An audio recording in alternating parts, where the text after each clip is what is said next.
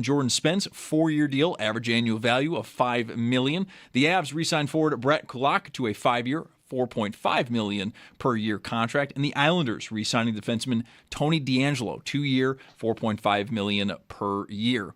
Then in the World Cup, Norway versus France and Senegal versus Iraq. That's in the next few minutes. No Erling Haaland today for Norway, with the knockout stage already secured for them. 8 p.m. sees Cabo Verde versus Saudi Arabia and Spain versus Uruguay. And then at 11, Egypt against Iran and New Zealand up against Belgium.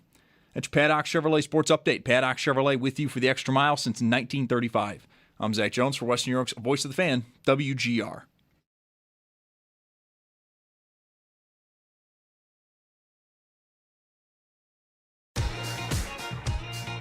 My dad's not here right now. He's still at work. So I'm going to blast him. Mike Schopp and the Bulldog. I'm going to see if there's a clean version so that my parents and the people at my school will not get mad at me. We've got the spritzer filled with water, just in case if stuff gets too fire. I'm going to set up the speaker, and I'm going to listen to Mike Schopp and the Bulldog. I think this is the best Mike Schopp feature that I've heard in a long time. I think his flow is really good in it, and I like his aggressiveness on it, and the Bulldog. Put not enough effort in it. I think overall his flow was good, but I don't like that mobile rapping. That was my review of Mike Schopp and the Bulldog. Didn't need the spritzer. Wasn't fire enough. No spritzer for you. No spritzer. New Zealand, Belgium, Egypt, Iran, 11 p.m. Eastern. We are going to have a night, my friends. We are going to party like it's 11 o'clock watching soccer. We are going to have a night. Bulldog is not here to rain on our proverbial parade. When people want to watch, I'm not even kidding. I will watch at least one of these. Well, can you watch both? I'm not sure I'm going to get to phone. How do you do it? 2 games at once. What's the best way to do it? I don't have a tablet. It's got to be this laptop, TV, phone, some combination therein. New Zealand, Belgium, Egypt, Iran, 11 o'clock tonight. Will the first round of the NHL draft be over? I mean, while we're having this much fun, why not mix in a hockey draft? Okay. I don't want you to think I'm being sarcastic, because I'm really not. I'm just sort of in a summer Friday mood. Bulldog is not here. I know I have to stretch out a little bit because he's not here to say all the things I was going to say and his own things, and that I can, take a drink of the beverage that's probably been already eliminated from the vending machine because Jeremy works here. We'll figure it out. But enough nonsense. This is a great night. And isn't it fun to say the absolute minimum to start here? Isn't it fun to have the Sabres be, interesting in this realm? Not just at, they have a high draft pick. That always happens. Really, what is the latest they've picked in the last 20 years? I don't even know. It's probably, is it even in the 20s? They set up for 27 and then traded up to 20 with the Michael Kesselring move, and now have this Byram move that gets them to 4. And have they traded for somebody that they think is the new Byram? I can't really tell you. Olan Zelwagger. I loved him in Jerry Maguire, but I can't really tell you if he's actually their idea of a replacement for Byram. He might be. He's 22 and really fast. And what's going to happen here, I think the worst case scenario, now this is me, and I want to preface this by saying, I have been giddy about how this is all sort of feeling and trending, I think. Organizational changes, this GM being able not only to want things, like all the GMs, or some of them, but be able to get them, which is, I hate to use the phrase, the art of the deal, but there is an element of being able to get your compatriots to agree to your idea. That's what I think the Chicago thing was, and maybe today, any trade is this. But what I think is the worst case scenario after the dust settles on the next couple of weeks is that you've got what I wanted without knowing how everybody's going to fit together and play, which is a GM that is attacking the roster and being able to make sort of logical decisions that not only, hopefully, best case, keep the team on the rails as a top contender, but also save it from a difficult future to whatever extent that is possible. And that's what Byram being traded is, that they save themselves whatever $8-9 million a year for a decade or thereabouts, whatever, $70-80 million, whatever Byram is going to get, and sort of push that off for who would be your number 4 defenseman at best. Like that to me, this is really good. All of this is really good. I can't tell you, maybe somebody listening can help me out with what Anton Wahlberg was supposed to be playing for Rochester for 2 years as a center. But Kekalainen thought it reasonable, if not awesome, to trade Wahlberg and the second-round pick they got from Chicago to Anaheim for Olan Zelwagger, 22-year-old fast defenseman. That lines up. The speed is the thing here. This is what scared Bulldog off on Trocheck. That idea. Not that that's necessarily dead. I don't think he's been traded to someone else yet. But that's what was scary about Luke Schenn in the playoffs when the Sabres got him at the deadline. That's what was scary about Stanley to an extent. Can your depth guys keep up? Which is, that's a lot to want and ask for in the NHL when everybody's so fast and your top guys are so good.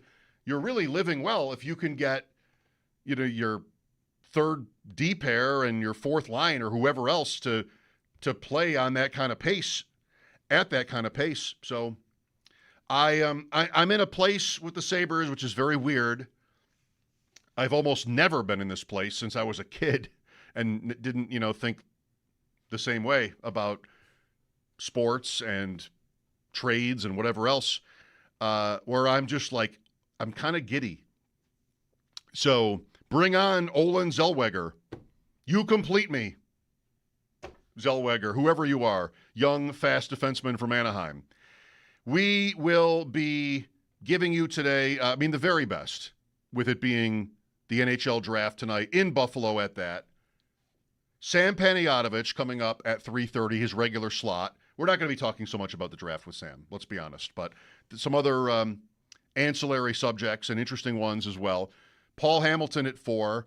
Brayton Wilson, who studies all the prospects, he'll sit in with me at 5. Brian Koziol, then Paul again, then Sam again, then Paul again, then Brayton again, then Sam a third time. So we're just going to load you up with these conversations. As far as you and me, now's good. 803-0550 if you have any sort of wants. Everything seems to be, I haven't checked Twitter since I've been talking here since 8 minutes ago. Everything seems on the table. Keeping the pick. Trading it for someone like a star even and paying top dollar. Who is that? Is that potentially Jason Robertson from Dallas? Is that Matthew Nyes from Toronto? Is that Connor Hellebuck? That didn't exactly die today, the Hellebuck stuff. So is that Zach Werenski from Columbus, who, that's where Kekalainen has, closer ties. I think anything is possible here. I decided, so when was the Byram trade? Tuesday night? I wanted to have some sort of position on what to do, knowing that all these kinds of different possible moves are out there, and it's really hard to say yes or no to the idea of any of them if you don't know what is coming back in a trade. But in a vacuum or in theory, I want to keep the pick. I want to use it. I think it's the 4th overall pick in the hockey draft, for goodness sake. I want to use it on another piece that can help me feel good about the future. I know how that would feel and seem to many fans, which is like, and this is kind of Bulldog, like enough about the future. let's just win. There's only so much you can do toward that. And that's really the whole debate, is the whatever perceived certainty you might think there is with Matthew Nyes or Hellebuck or anyone else that could earn you could spend that fourth pick on, and then potential.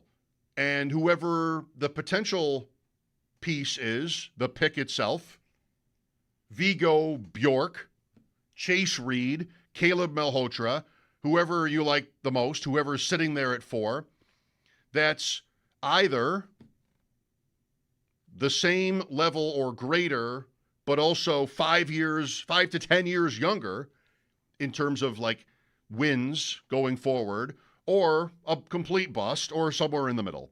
So that's the bet. And that's what you have to hope.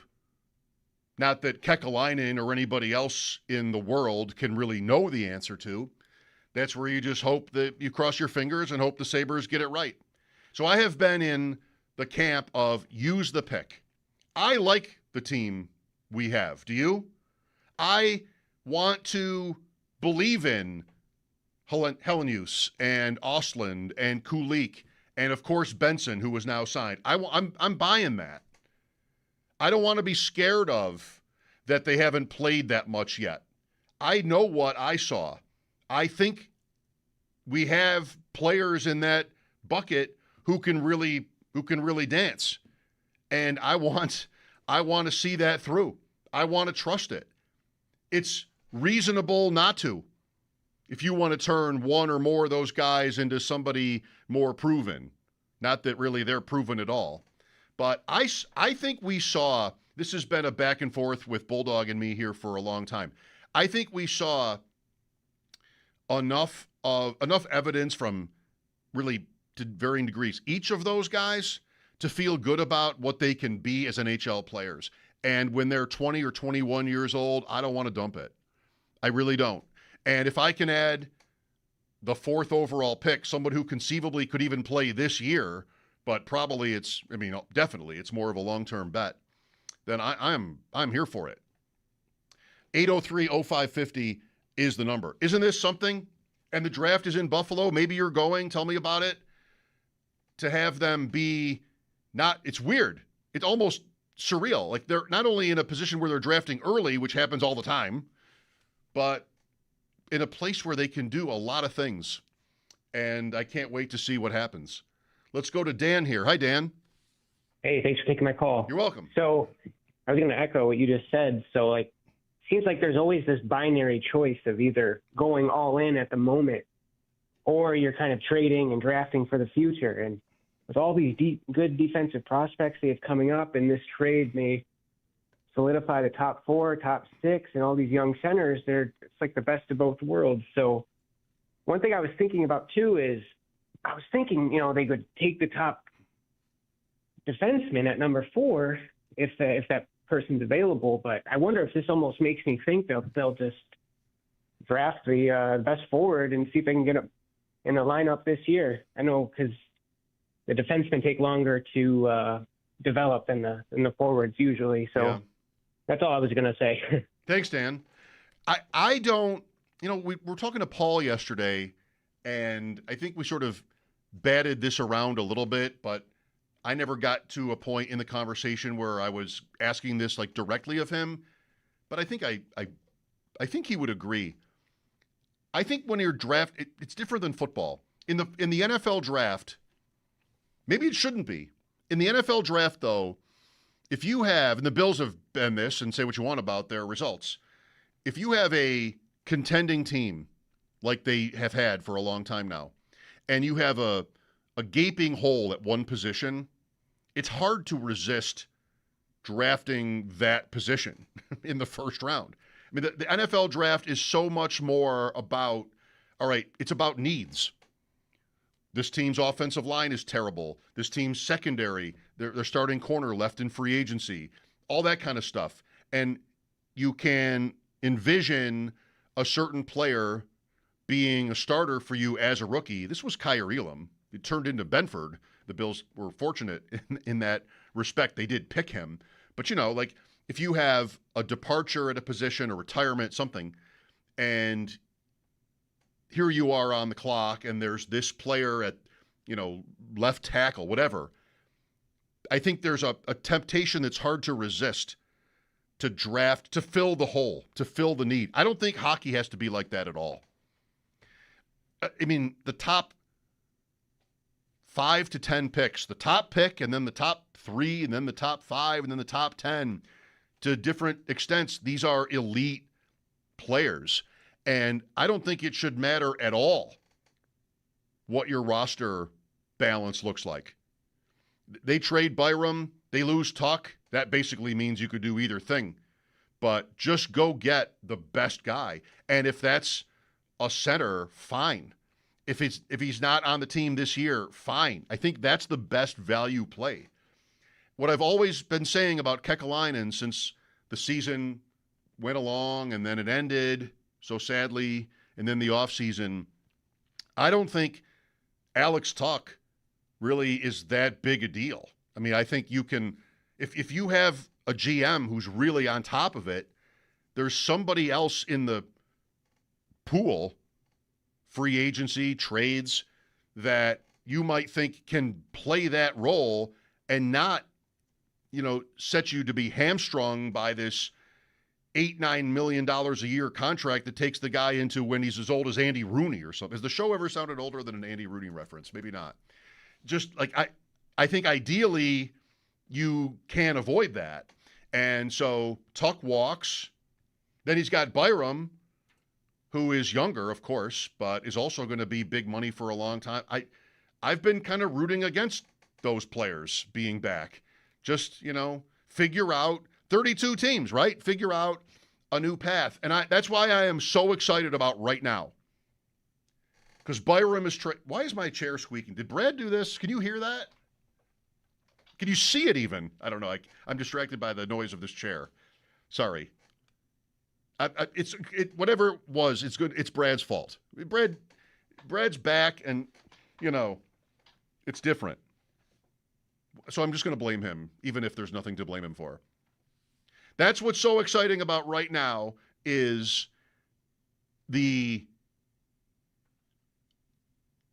horizon, just thinking about how many options there might be. Go and use the 4th overall pick on the best prospect you can get. Great. What does that mean for this year? Who knows? Go sign somebody. Go sign 3 guys. Go trade for Olan Zelwagger like they did today. Great. I mean, he's on the team, I think. This is when you're trading, as little as I know about the 2 players involved, Wahlberg and Zellweger, Wahlberg to Anaheim with pick 45, which they got from Chicago for the defenseman. That trade reads like the defenseman is going to play. He was already in the NHL, so of course he is. But you're trading a prospect and a pretty good second round pick for a player. I think, that's what is very exciting about today. I'm sorry that Bulldog is not here to share in this with me. He's at the Roswell ride, the Ride for Roswell launch event, which is great too. But you got to love days like this. The draft is in Buffalo too. The sun is out. So many possibilities. Let's go to Dell next. Hi, Dell. Hey, Mike. Yeah, it's an exciting day. Hey, it's a lot of fun, all this. I love talking Sabres at this time of year. And, yeah, I have to agree with you on the 4th pick, keeping it. And I'm going to tell you why I think we want to keep this 4th pick is because, at the end of this season, where we finished and everything, we had a 27th. Okay, yeah, we've made some moves up to the 20th. We're able to get a 4th pick. But when do we think we're actually going to have a 4th pick again now going forward? We're in the ascendancy. We're expecting we're going to be, probably picking in the mid-20s on the regular now. And we may not be up in that top 5 picking spot anymore. I don't see any other assets that Jarmo's got to be looking at saying, we need to move these guys on now, or there's people who want out. I think he's done the right moves. Those that kind of wanted to clear out today for whatever reason, they're not going to be part of our future now. And to get somebody in at 4th pick now, even if he doesn't come in for a couple of years, I mean, usually a 4th pick can enter sooner than that, But if it's one of these defensemen that's going to be a long-term, I think it's worth waiting the long term because I don't think we're going to be finding ourselves in these picking positions going forward. I love that we've got our core locked down. I love that we got Doan and Benson. And I just see a lot of positives going forward with this group that we have right now. And if he does turn it into somebody like Nyes or something like that, then okay, fair enough. Like that's a good, player to get in who's only 23 as well. But I wouldn't be like, I think I'd like to see him use the pick as well. Yeah, let's go, right? I mean, I wanted, when it came to fruition, thanks, Del, on Tuesday night, then into Wednesday's show, just get me to Friday night. And we're almost there. And maybe you get some other team that gets antsy and ups a certain offer last minute because they can't get something else done. They're trying to make trades with some other team at the top. It's position A. I think it's really exciting and fun. Here's Steve next. Hi, Steve. Hey, how's it going, sir? Good. Thanks for your time. Sure. So just calling in. So about Jarmo saying that, losing Tuck basically won't be a big deal. And obviously with all the other moves going on, Bo Byram being gone, should we expect a fall off from the Sabres? Because it's not like, these are going to be quick holes to fill. I almost feel like Jarmo has a 2-year plan. He already talked about the salary cap, kind of being an issue going into this offseason. Is it going to be easier next offseason? Where should fans kind of feel with this whole situation, shaken up? Because it's not exactly like he built this roster and all the other guys that he brought in, Carrick, Stanley, all these other guys to make an impact. I mean, they're kind of non-existent in the playoffs. So just trying to feel everything out because it's almost like, we're riding this wave of success. Great. But how much of that was the amount of time that a lot of those Sabres felt was ticking on their clock to show what they can do to, facilitate a trade or get re-signed? That's all I got. Well, I mean, that really isn't something you can answer for other people, how you feel about it. I think I'm pretty obvious in how I feel about it. Bring it on. I mean, certain players might be distraught about Byram leaving or Tuck. I mean, Tuck really wouldn't have been, I think, any surprise to any player. Maybe Byram is the same, but I don't know. So I'm just very excited to see what it all comes down to. And I am not that sure that trading big assets for a goalie is optimal, but I cannot deny what I think it would feel like opening night if Connor Hellebuck was between the pipes for the Buffalo Sabres. And Viggo Bjork will not be. I mean, he won't. He's a center, so obviously they will not put him in the net. But, just like short-term, long-term, I think there's every reason to be positive about both. And then it becomes a question of how you want to, the nuances, how you want to finish the job here. And that's what makes today so interesting. So I don't think Tuck leaving is any surprise to players. It shouldn't be surprising to fans. It can be disappointing. I think Byram is pretty much the same, not as unsurprising, but I mean, I can live without that guy. He was never, to me, on the Owen Power level at all. So I'm glad that it wasn't Owen Power who went in that trade. That would be more complicated, at least for me. And after that, go be a top GM and find the rest of it. And I want to think that Kekalainen is in the process of doing that. So I don't know. I'm a little bit I'm not embarrassed. I'm struggling a little bit with how good I feel because I get weird when I think listeners think this guy is just like Miss Homer guy. And I try too hard to not be that, but I feel great right now about this. And I can't wait for tonight. Sam Panayotovich coming up. Thanks for your calls. We will try to get in as many of you as we can all the way until 7 when our coverage from the arena starts for round 1 of the NHL draft. Sammy P on a couple of different subjects. Doubtful that he'll want to get in on Viggo Bjork, but you can't underestimate him. We'll see what happens next. I'm Mike Schopp, and this is WGR.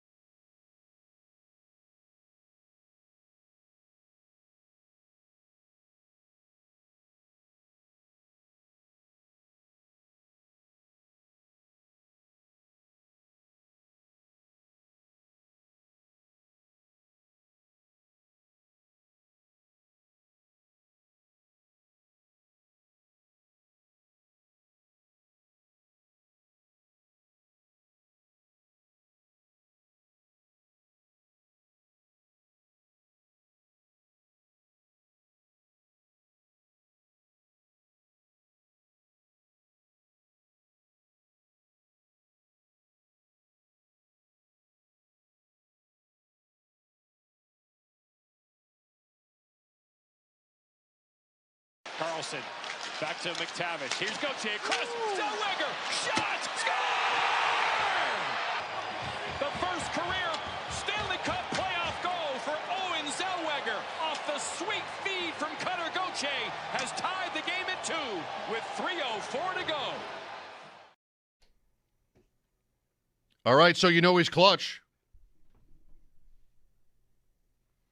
Olan Zelwagger, second-round pick of the Ducks in 2021. He'll be 23 during training camp, if not a little bit before. Young, fast, not big defenseman. Welcome to the squad. Sabres trade pick 45 tonight, or tomorrow, second round, and Anton Wahlberg, who've been playing in Rochester the last couple of years, for this player.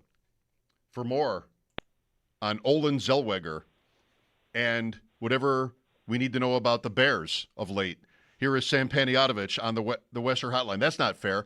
When the Bears are the topic, that's our fault, because we just sort of wind you up and talk about the Chicago Bears.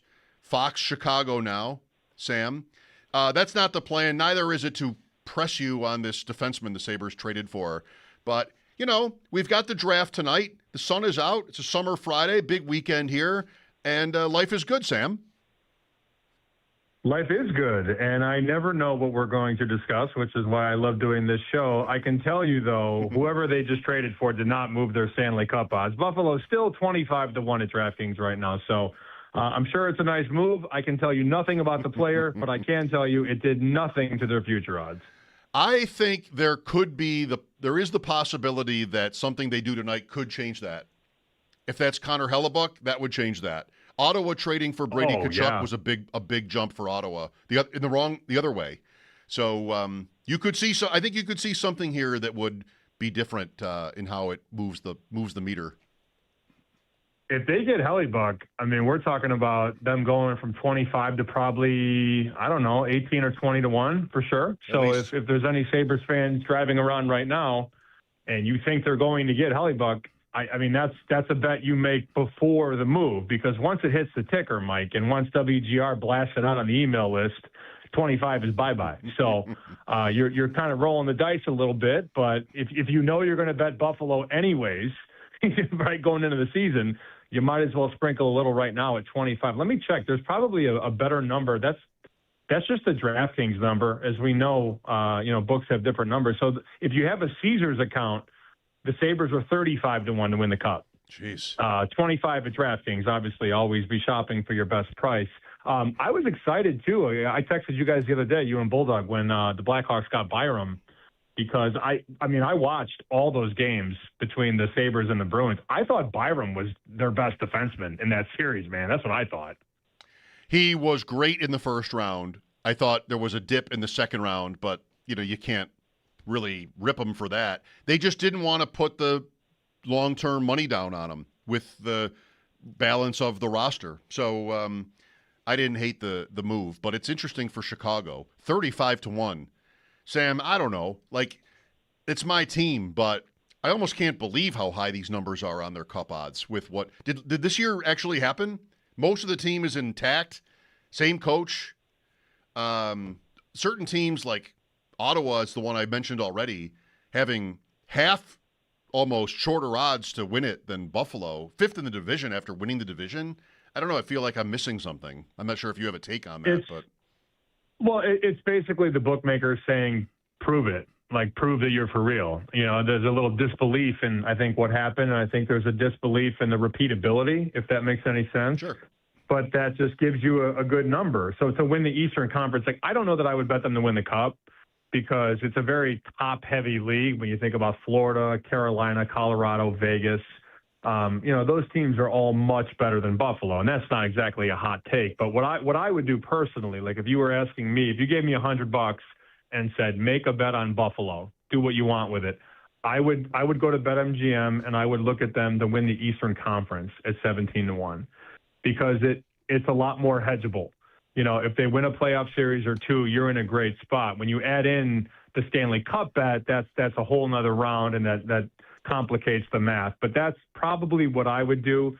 To win the Atlantic 9-1, okay, I understand it if you want to go for that. But I think I think I would do, if you gave me $100 right now and said bet the Sabres in any way, I would go and bet that 17-1 to win the East and just see what happens. I love it. And it's a real number if you're going to win. I mean, that's a relative thing, but staring at $1,700 if you get there and hedging it as you're talking about, like that's a pretty good outcome.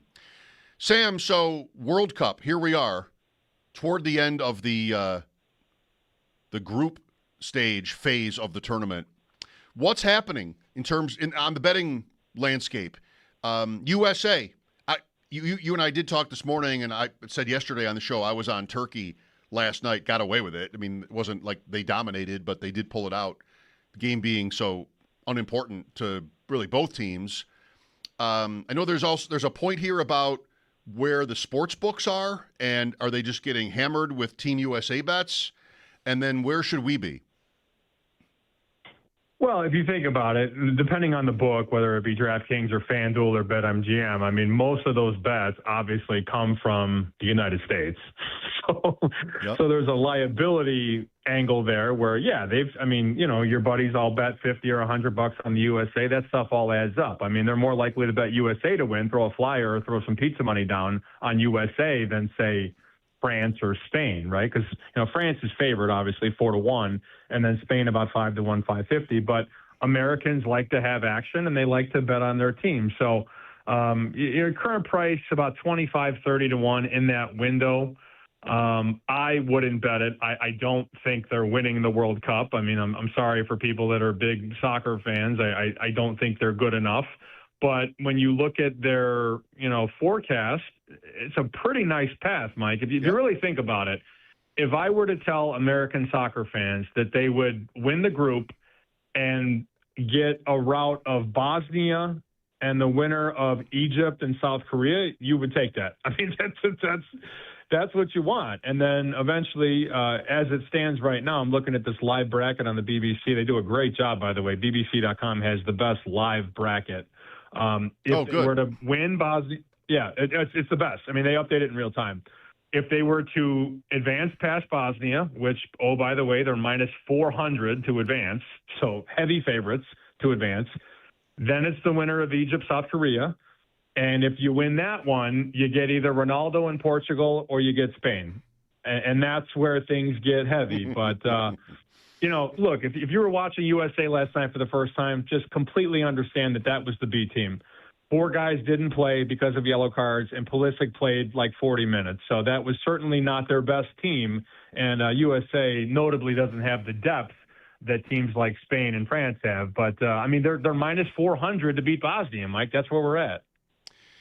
Yeah, good points. As we're speaking, France is leading its game against Norway 3-1.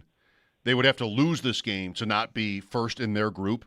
And if they end up first in their group and win, and the favorite in their corresponding game wins too, then the next round is Germany versus France. U.S. could have done a lot worse than. The path is outstanding. Yeah. I mean, if we were gonna I don't know what I would give their team. I think if you wanted me to grade their team, I'd say maybe B or B plus. If you wanted me to grade their path to the quarters, it's an A or an A plus. I mean, this is the path you want. Bosnia and then likely Egypt. That's what you want going forward. It's almost like they're hosting this thing, and there are eyeballs on their games. It's almost like that. I don't know. Yeah, well, think about it too. So they play Bosnia in San Francisco, and then the next game would be in Seattle. So this is exactly what the doctor ordered for sure. Sam Panayotovich, a couple more minutes. NFL awards, are you dabbling yet? Isn't this where you want to before the market before the casuals, so to speak, get in on it? Are you seeing anything interesting? Yeah, I'm all in on Justin Jefferson, OPOY this year. Okay. I did that, full disclosure, I did that like 3 or 4 years ago when he did win the award, and I wasn't sure last year about the whole McCarthy thing. But look, Kyler Murray, people have hot takes about Kyler Murray and all that. Can he see over the huddle? I don't know. Big debate in Minnesota, obviously, with Kyler Murray and JJ McCarthy, excuse me. But I look at this number, OPOY, FanDuel's got an 18-1 right now. I think that's just a crazy high number. So kind of giving you the rundown here. Jahmyr Gibbs is 7-1. Bijan is 8. Jamar Chase is 9. Puka's 11. I love Puka, but there are some concerns there, obviously, on and off the field. I think buying low on Justin Jefferson, a guy who was, I believe, 10-1 last year going into the season, and now you can find almost double at 18-1. There's an 18, a 15, a 14, a 14, and a 12. I think he's primed for a massive year. And if you read between the lines in Minnesota, he was not happy with the amount of targets and the amount of touches last year. They got to feed JJ. So that would be a bet that I would endorse right now. Justin Jefferson, offensive player at 18-1. That's a really, really good number, I think. I love the logic here.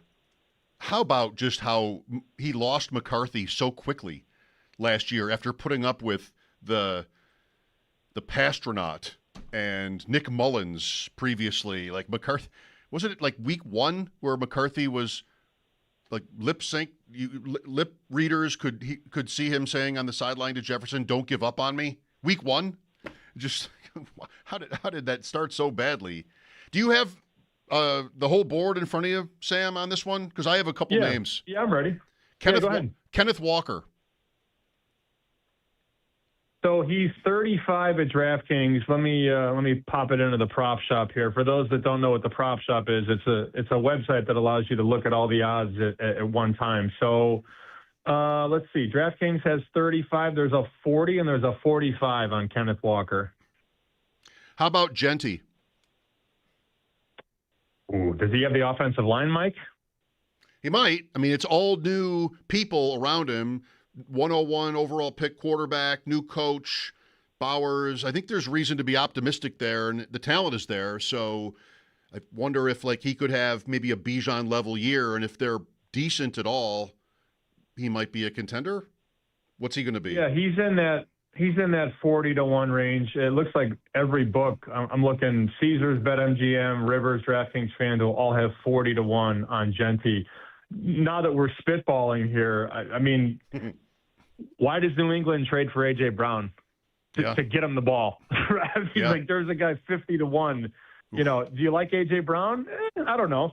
Do you like 50-1? Yes, right? It's a different conversation. 50-1 on A.J. Brown to be the offensive player of the year. I'll tell you who I'm not betting, Mike. DJ Moore. Not going to get my money. Sure, okay.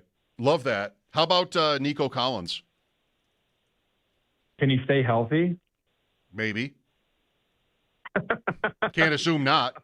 Right, yeah. We assume health always. Let's see. Nico Collins, offensive player, 45, 35, 30, 30, 30. Yeah, all these guys are in the same range. Yeah. Nico Collins, Kenneth Walker, A.J. Brown. They're all in that 30, 40, 50 range. So, look, if you got $10, you spend that on coffee. You might as well spend it on a bet. Brown at 50-1 is my favorite of these. Very good. I like the Jefferson stuff, too. Sam, can't wait to talk again next week. Thanks for your time. Always appreciate it, buddy. See you. Sam Panayotovich, Fox Chicago, formerly right, Chicken Dinner? I'm not sure if that's necessarily formally, but Sam's been a few places since he and I in Bulldog met a couple of years ago. We will get back to draft night after a short break. Paul Hamilton coming up at 4. His read on the Sabres trade today. Anton Wahlberg out. Defenseman Olan Zelwagger from Anaheim in. 22-year-old speedy D-man. I'm Mike Schopp. No Bulldog today. Lots more on tonight's NHL draft as we go through the day here on WGR.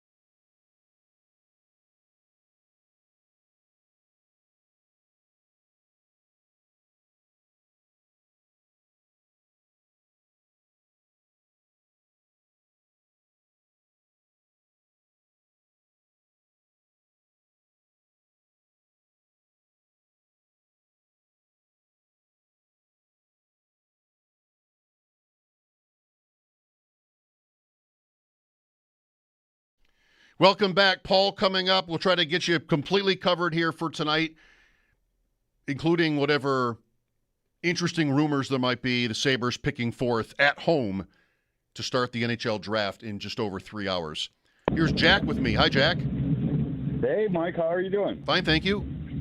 Good. I want to try to change your mind on this counter Hellebuck thing, first of all, and then I got a comment about Robertson, if you don't mind me including that. If I would think of, out loud, I understand. I would never trade a fourth pick overall for a goalie. But if they were to be able to flip-flop with Winnipeg and get rid of UPL and switch spots, I think the Sabres still have enough prospects. They keep the pick at number 8, they'd be fine. I personally want to see them trade both picks and get a real player like the guy from Toronto. Now with Robertson, excuse me. Yep. With him, I would love to have him, but I think the problem with the money demands he has, I'd be a little bit concerned about how it could affect the team chemistry. Well, I mean, that would be one where I would try to hope for the best. Players are used to players around them getting paid, and I don't expect most pro players to be resentful of other players' money.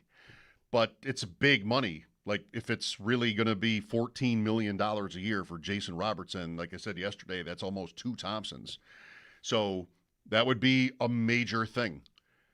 I mean, if we're talking about moving from 4 to 8 and getting Connor Hellebuck out of it, okay, that's different for me. Completely different than just trading for an older goaltender, which I would rather avoid. But I like how many things are possible here. Thank you, Jack. The new defenseman, Zelwagger, by the way, only 22, 23 in September, played for Anaheim. A second-round pick, an early second-round pick 5 years ago. His first NHL game was against the Sabres, and he got an assist for Anaheim on a goal scored by Sam Carrick. So, hey, there you go. Worried about chemistry? The new guy assisted on a goal by Sam Carrick playing for Anaheim against Buffalo. That would have been in only 2024, so not that long ago. Power play goal. He even got power play minutes, if not minutes, seconds in that game as a rookie. First game in the league. Paul next, his views on it, and much more. Round 1 of the NHL draft tonight, starting at 7. Mike Schopp here, WGR.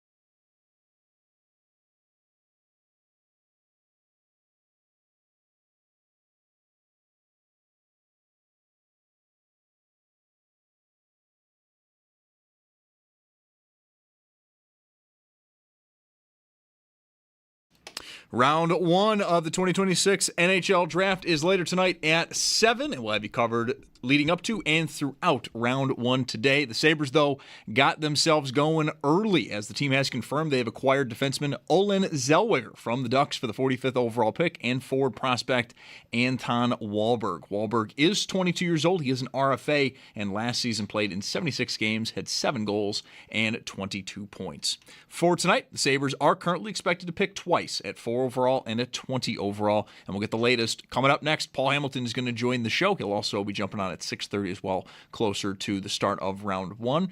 And our coverage of the NHL Draft right here on WGR is brought to you by Outlet Liquor. When you need to stock up, it's the place to buy a case. What's your outlet? By Fiegel Car and Joyce, your border attorneys, and by Dash's Market, serving Western New York for over 100 years. Shop the family of finer foods. Then in the World Cup, France up on Norway 3-1 at the half. Ousmane Dembele with a first-half hat-trick. Both teams, though, are already on to the knockout stage. Erling Haaland did not even start for Norway. And then the other side of things, Senegal does lead Iraq 1-0. That game also at halftime. 8 p.m. sees Cabo Verde versus Saudi Arabia and Spain versus Uruguay. Then at 11, Egypt against Iran and New Zealand up against Belgium.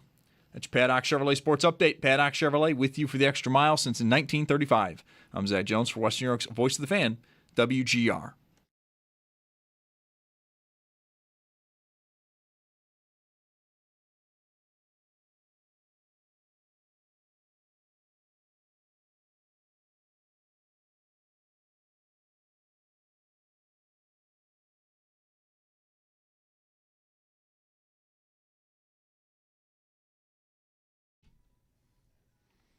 Just to get this in so that Paul doesn't feel put on the spot, isn't second better for Norway than first? I think so. I think they may not care. I think they don't care enough to, it might even be preferable. Second in that group, Group I. I know I make it always about myself. In Group I, they play Ivory Coast next. If Norway loses this game or even ties it, their first game is against Côte d'Ivoire. Now I'm just showing off. France would be favored against whoever they get next, but then would play Germany probably in the next round, whereas Norway, with a win, would probably play Brazil. I'm not sure which is better, but yeah, whatever. I think in that I'm taking Ivory Coast, yeah. No biggie today. Plus, Holland said he thought France would win, whether he knew he was going to sit or not. He was asked about this matchup, and he thought France would win. And when I first heard that he wasn't playing, I thought maybe he was benched for saying that. Imagine. I know, Paul, this doesn't happen that often. You're just sort of wandering around the locker room after a morning skate, and you ask a player about tonight's game. They're like, yeah, we're going to lose. I mean, you probably don't get that a lot. But even when Tim Murray was trying to lose, the players weren't. Right. I'm not sure how big of a scandal it would be, but it would be weird for anybody to ever say that. Okay, well, happy draft weekend, Paul. Here we are, round one in about 3 hours. The plan is for you and I to talk again as we get closer. Once we really get that draft atmosphere at the stadium from you and your fellow local media. How about this? Yeah, there won't be any atmosphere. There won't be many. There won't be any atmosphere, no. How about this trade the Sabres made today? What do you think? Yeah, it's we know it took guys like Rasmus Dahlin and Owen Power, who are more highly touted than Zellweger, 4 years basically. Even Samuelson, we can throw him into that category too, who also was a second-round pick. They needed time, and Zellweger has played 2 years in the NHL, and I think it's worth the effort. I mean, his defensive play isn't great, but he is a good puck mover. He's fast.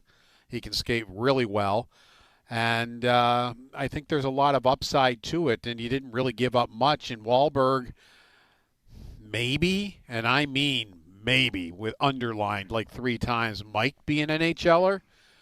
I think it's probably trending on the side of no.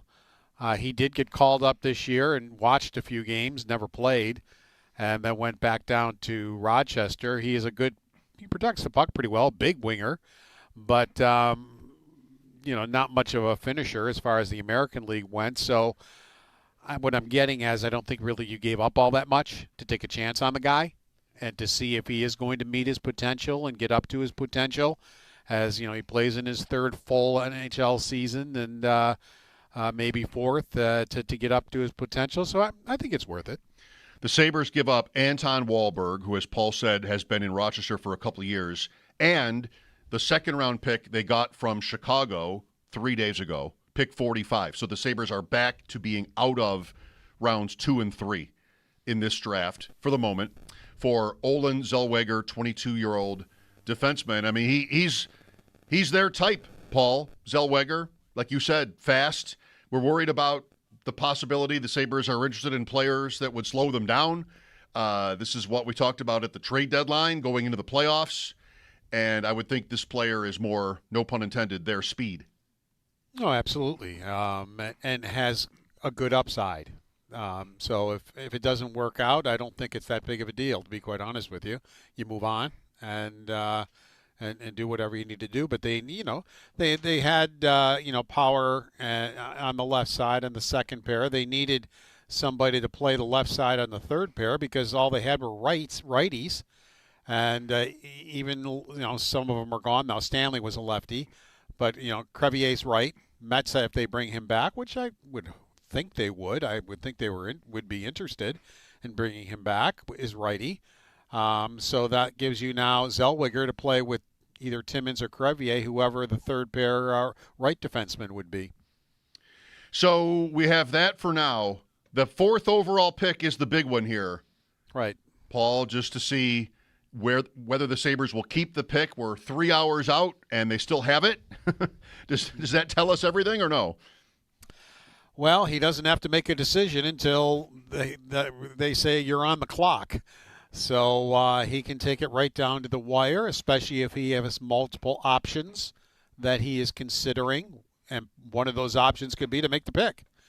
There's no sense making a trade if it's just like a ho-hum trade. And, I think you're better off making the pick. And then you got a defenseman who you still could trade. I mean, it's still the 4th overall selection. But it's more, that the team has to be interested in that specific guy. Whereas if you trade it beforehand, they can have their choice of who they want to take. So, even if they do make the selection, it doesn't necessarily mean that it wouldn't be traded. So, but he's got time to figure out what his options are.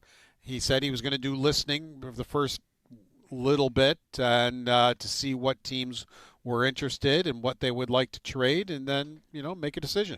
What for you, on their behalf, might be the best case scenario, or even just philosophically, Paul, not knowing what offers might be on his table? But is it keeping the pick and thinking with that more long-term, not necessarily only long-term, but still a young player, a teenager? Or would it be the way more Bulldog is sort of thinking here? All right, we got that pick. Let's turn it into somebody good right now. Absolutely. Yeah. And because as of right now, they have regressed. As of June 26th, they have regressed by quite a bit. Alex Tuck is one of their best forwards. Some could maybe make the case he was their best forward. And Bo Byram was a defenseman that wants to be on the first pair. Wasn't here because names like Samuelson and Dahlin were performing so well. So he was on the second pair with Power. But still, you lost a top 4 defenseman who was trying to be a number 1 defenseman on another team. So, but there's plenty of time to reload. It's only June, and you have plenty of time. You have the 4th overall pick. You have the 20th overall pick. You no longer have that second-round pick. He went in the Zellweger trade. But you have assets. You have 2 really good young defensemen in Mertka and Kleber. I mean, you might make one of them available. Who knows if they might make one of their forwards available too. So you have the ammunition to do it. The question is, does a guy like Dylan Larkin, is he going to waive his no trade to come here? If Robertson comes into the conversation, is he going to say, yeah, I'll sign with Buffalo?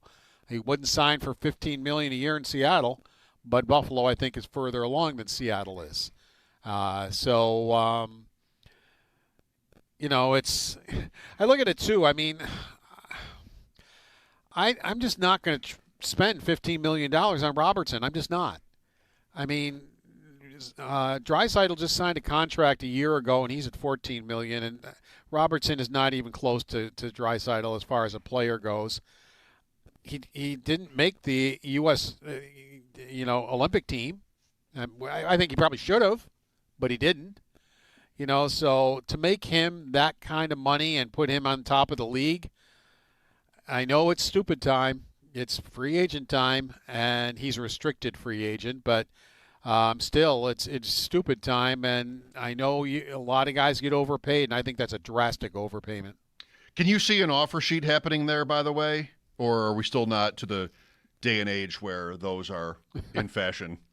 Well, they should be, as you well know, and we've had this conversation, but if somebody is going to get – yeah, but the thing is, if you're going to give him an offer sheet, what are you going to do? Give him $16 million? I know. What do they not match? Yeah. So now you've got a player that's not worth $16 million. So not even close. So I don't know. Yeah, it's possible, but offer sheets still aren't used the way they should be. We're in James Cook money territory here with Robertson. I'm not sure what I mean by that. Paul Hamilton on the West Her hotline. Is Larkin appealing to you if he were to say yes? Like that, is that maybe where is that closer to the best case scenario here with that pick and whatever other machinations? Yeah, definitely would appeal to me. He actually played on a line with Tage Thompson with Team USA. They know each other very well. So definitely, I think that would, if he was willing to come here, that's a trade I definitely would think the Sabres would be anxious to make, especially getting a centerman, of that ilk. So definitely, I think I'm still kicking around that nice thing in my head.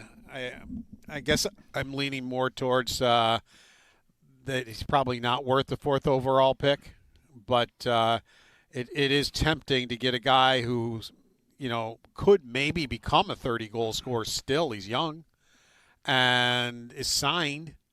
You know what you're getting, has already gone through the development stage. That's over with. So it would be tempting to get that type of a player, but I don't know. I just can't see Nyes being a guy that I say, yeah, he's worth a 4th overall pick. With Paul Hamilton, I'm Mike Schopp. Bulldog is off today. Round 1 of the NHL draft tonight. Complete coverage on WGR starting at 7 o'clock. And what a time to be alive for any media who did make it to Buffalo and just get in their rental car and turn us on, because we happen to be maybe the one radio station in the United States of America talking about the NHL, and I'm proud of that. And, Paul, congrats on that. You're part of that happening. Definitely. You're in a city maybe different from L.A. last year, where you can actually drive to the draft as a reporter and listen to people talk about it. So let me stop talking about ourselves and get back to the draft itself. It doesn't sound to me, yesterday we talked about this for a second at the end of our conversation. It doesn't seem to me by reports that moving up to 2 is in play for the Sabres or necessarily anyone else. It seems that Winnipeg with Hellebuck as a piece might be, and they're at 8. But I think I'm done thinking about, maybe I shouldn't be, but I'm done thinking about getting to the 2nd pick with the Sharks also at 9 and having a chance after their trade to pick, a forward and a defenseman maybe pretty nicely. Yeah, if you're planning on making the pick, yeah, then getting up to second would be the idea.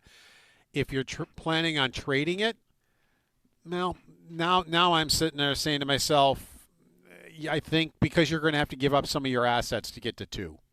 And that, I think, is maybe going to hurt you in then trying to trade that pick. So I think you're better off maybe just staying where you are with the assets that you have. But if you're interested in making that pick and moving up, yeah, that's a whole different story. So Kekalainen to this point, Paul, just what are your observations about him? Just how you see him operating here, what kind of level of authority he has as the GM. Because I'm kind of over the moon so far, even though I thought the deadline was a little bit too much like big veteran lugs. But applauded the effort. And this move today included, even moving Byram, I think he has been really forthcoming with you guys about kind of what his thoughts are and his plans. I mean, what do you think so far, his tenure? Yeah, and even the trade deadline, he tried to go big, but it didn't work out. You know, St. Louis just got greedy. I wouldn't have made the trade either. You know, once St. Louis wanted to add more to it, no. I mean, we basically kind of had a deal, and now you want to add more to it. I think they wanted to throw Norris into the deal or something, whether it was him or for the defenseman. And that's when the Sabres just said, no, that's not where we're going to go with this. But so he did give it a good shot. When none of that was available, that's when he went with, okay, we need to get bigger. He felt that way. He felt they were getting pushed around. But I don't think Stanley did anything to help that, to be quite honest with you.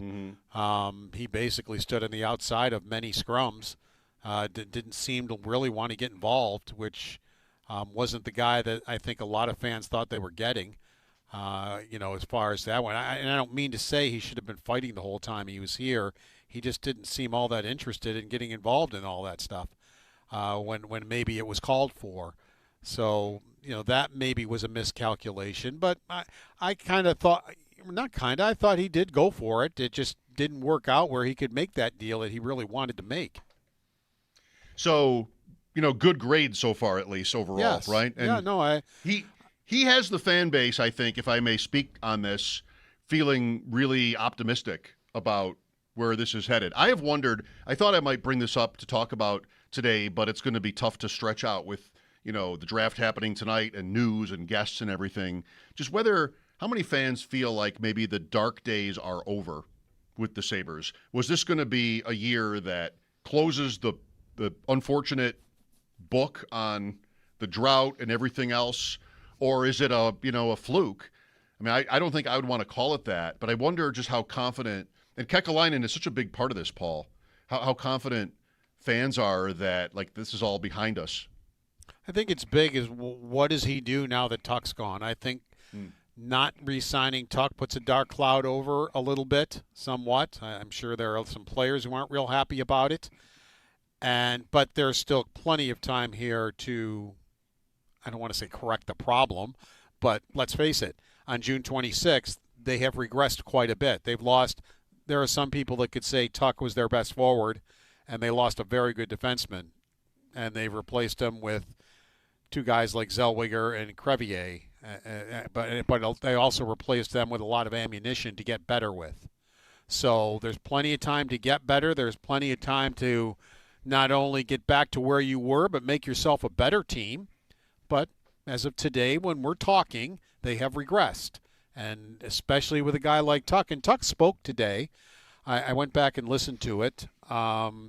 Yeah. He talked about how the 8th year was very important to him in the contract negotiation. Later on, he didn't say it right then. It was later on in the conversation. He didn't want to get too far involved in it, other than to say the Sabres did circle back late, like it was reported, and he said he appreciated that.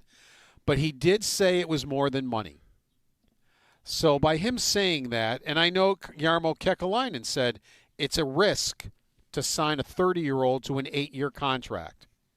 So what I took out of that comment was this, that the Sabres were not willing to go to 8 years because he commented that 8 years were very important to him. That's why he wanted to sign and trade, so it didn't turn into 7. And then he said, this is more than just money. So I took away from it and from what Kekalainen said, the Sabres were not willing to go to 8 years. How many years, I would not know. But it seems I'm pretty confident they were not willing to go to 8 years. Good. How, if you know, open is the communication between the team and the player in advance of a move like that? Did the Sabres, if you know, or did they likely go to Tuck with all right, what about Washington? Yes. Okay, they did. And they were allowed to talk contract with Washington. Because he would have needed to sign there for the Capitals. Yeah, because he had to sign the contract here in Buffalo. Yeah. So he had to have permission, he and his agent, to talk to the Capitals. And then the Capitals, and he had to come to an agreement. And then the Sabres had to draw up the contract. have Tuck sign it, and then trade it to the Capitals. So it had to be a place where he wanted to be or was willing to be. Yeah, definitely. It was a place that was interested in trading for him and was interested in re-signing him. So it's like, all right, well, how interested? Go ahead, agent, and go ahead, which was Steve Bartlett. Alex Tuck, go ahead. You can go talk to them, see what they're offering, and then we'll work out the trade if you guys can work out the contract. Nice little day for Steve then. Yes, and his son. They both work on the contracts and stuff as he's part of the business now. So old friend, Bulldog knows him too through their work together, and I like Steve. They both helped me very much in my first contract with WGR. Oh, really? They did. And that was in the.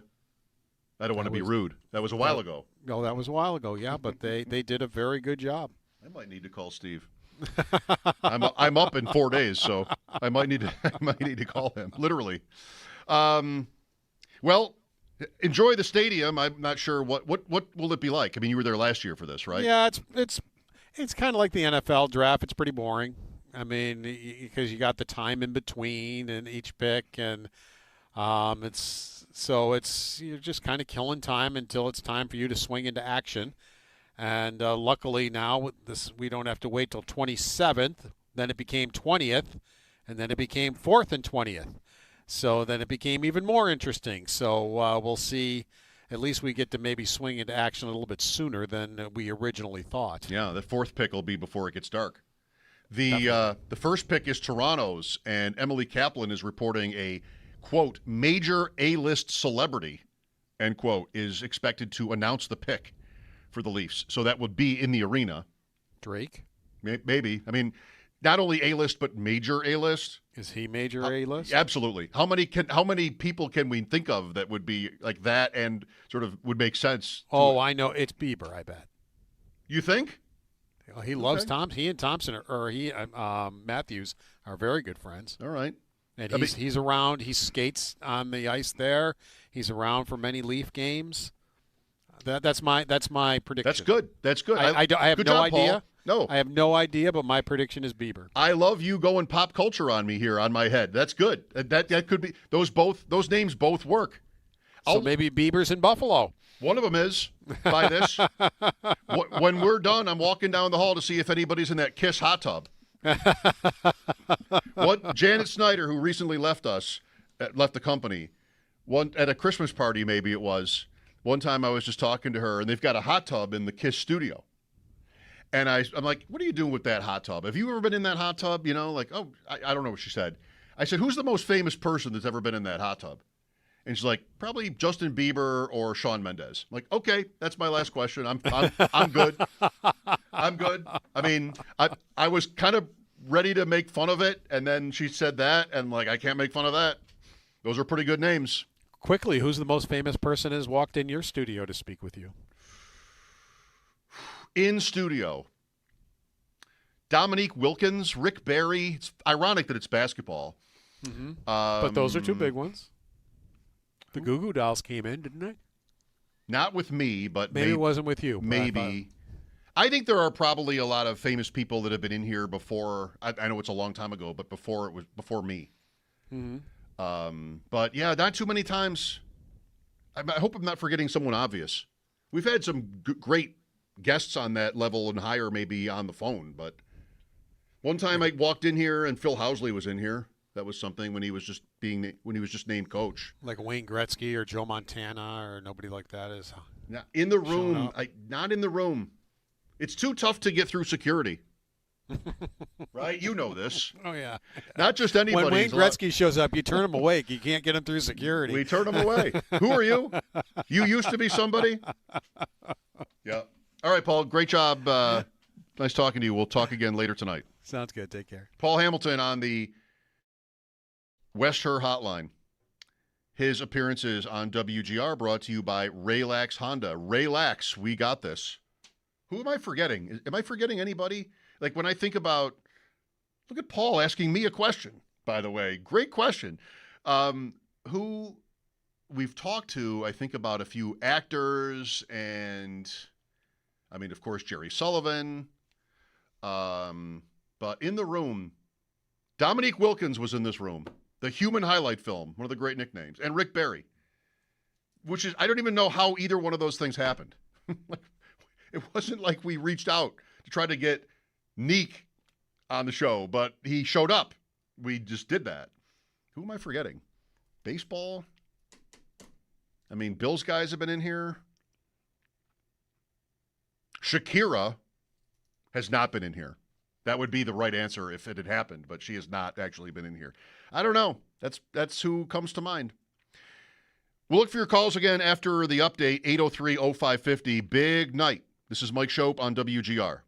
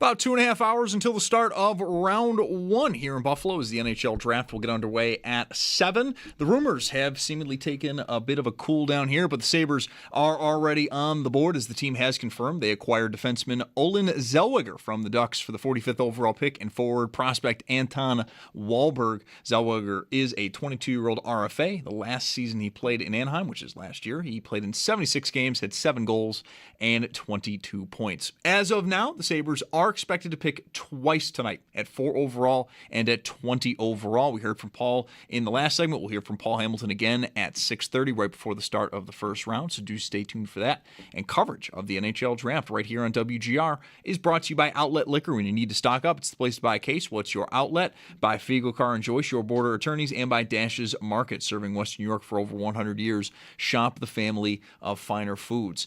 In the World Cup, we've got the first 2 games of the day starting to wrap up. We're in the middle of the second half. France up on Norway 3-1. Ousmane Dembele did have a first half hat trick. Both teams are already on to the knockout stage. Erling Haaland didn't even start for Norway. And then the other side of things, Senegal now leads Iraq 3-0. 8 p.m. sees Cabo Verde versus Saudi Arabia, and then Spain versus Uruguay. And then at 11, Egypt against Iran, while New Zealand goes up against Belgium. It's your Paddock Chevrolet Sports Headlines. Paddock Chevrolet with you for the extra mile since 1935. I'm Zach Jones for Western New York's Voice of the Fan, WGR.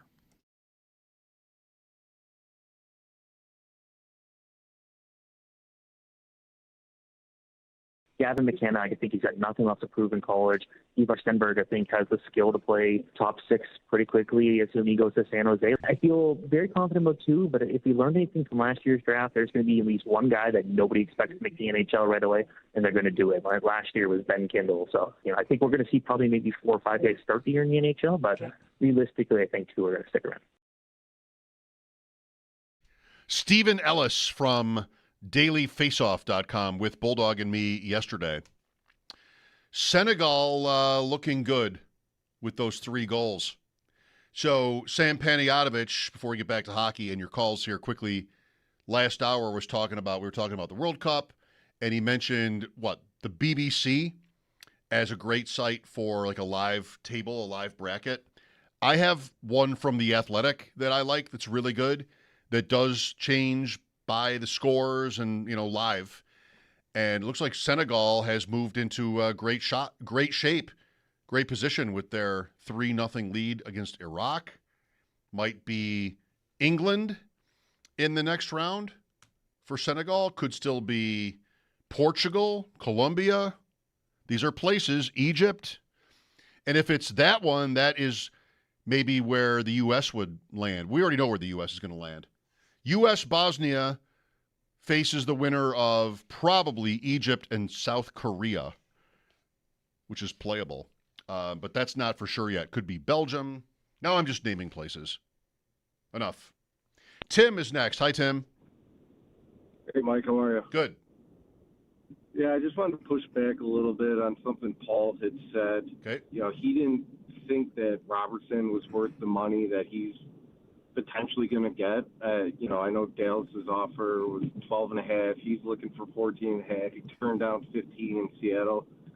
I think he's worth that kind of money when you look at somebody pretty comparable in Kaprizov. I mean, I know he's got more production, but less games, I think, because he was injured. But, he's making $17 million a year. He's 3 years older than Robertson. I think Robertson is absolutely worth the money. I mean, the assets they would have to give up would be steep, but I think it's worth it for a guy like Jason Robertson and the value he brings. I think he's a top 5 winger in the league. Yeah. I'm not against it. I have sort of found myself, thanks Tim, feeling good about any possibility here. And I don't know if I need the 4th overall pick. Maybe I would. This is an RFA. It's a little bit of a different one than like Hellebuck or Matthew Nyes, who are under contract. But I am ready I'm just feeling like strangely peaceful about all of it. And on the edge of my seat toward, the news, the excitement to find out what it is they're up to. Definitely also for me, like Tim, not an idea I'm close to at all. And who knows what the numbers have to be? With sports through the years, isn't it in the end usually like it's not my money? I mean, I know how everything is so expensive, and in a certain way it is. But the Sabres will not drown in debt and have an inability to add pieces to their roster if they sign a $14 or $15 million player. Like, it's just never happened before. Whatever the top numbers were, you survive it. So they've signed Benson now. There's not as much room as there was, but that was always, to be expected that they were going to do that. One big piece I like about what happened with Byram is that they are not in a position where they're going to have to do that and pay him whatever that is, $9 million a year for another 8 years or something. Like, I never really liked that idea, especially a year ago before he got, good, before last season happened and the Sabres took off, and Byram absolutely was an important piece of that. But I never really liked the idea of paying him on that level. And the Sabres got out from having to do that, whether it was simply that he wouldn't or that there was some part of them that wouldn't. Like, it didn't happen. So now they've brought in a younger, probably not as good, but who knows, version of him in this defenseman today, Zelwagger. And let's see what happens. Like, that's one where a contract like that, which is only what happens if the player is excellent, which would be great, is in the offing in a couple of years, whatever it would be, 2 or 3 years down the road. He's 22, so it's not imminent as far as I would assume. Hellebuck is the one. Thanks again, Tim. I mean, Robertson, I'm maybe not with you in like wanting it to happen so much, but I'm not close to it. I think it'd be incredible. I think a move like that, Larkin, even Nyes, certainly Hellebuck, would be such a. This is one that we can talk about. It would be such a change for what the Sabres and the fans have endured for so long.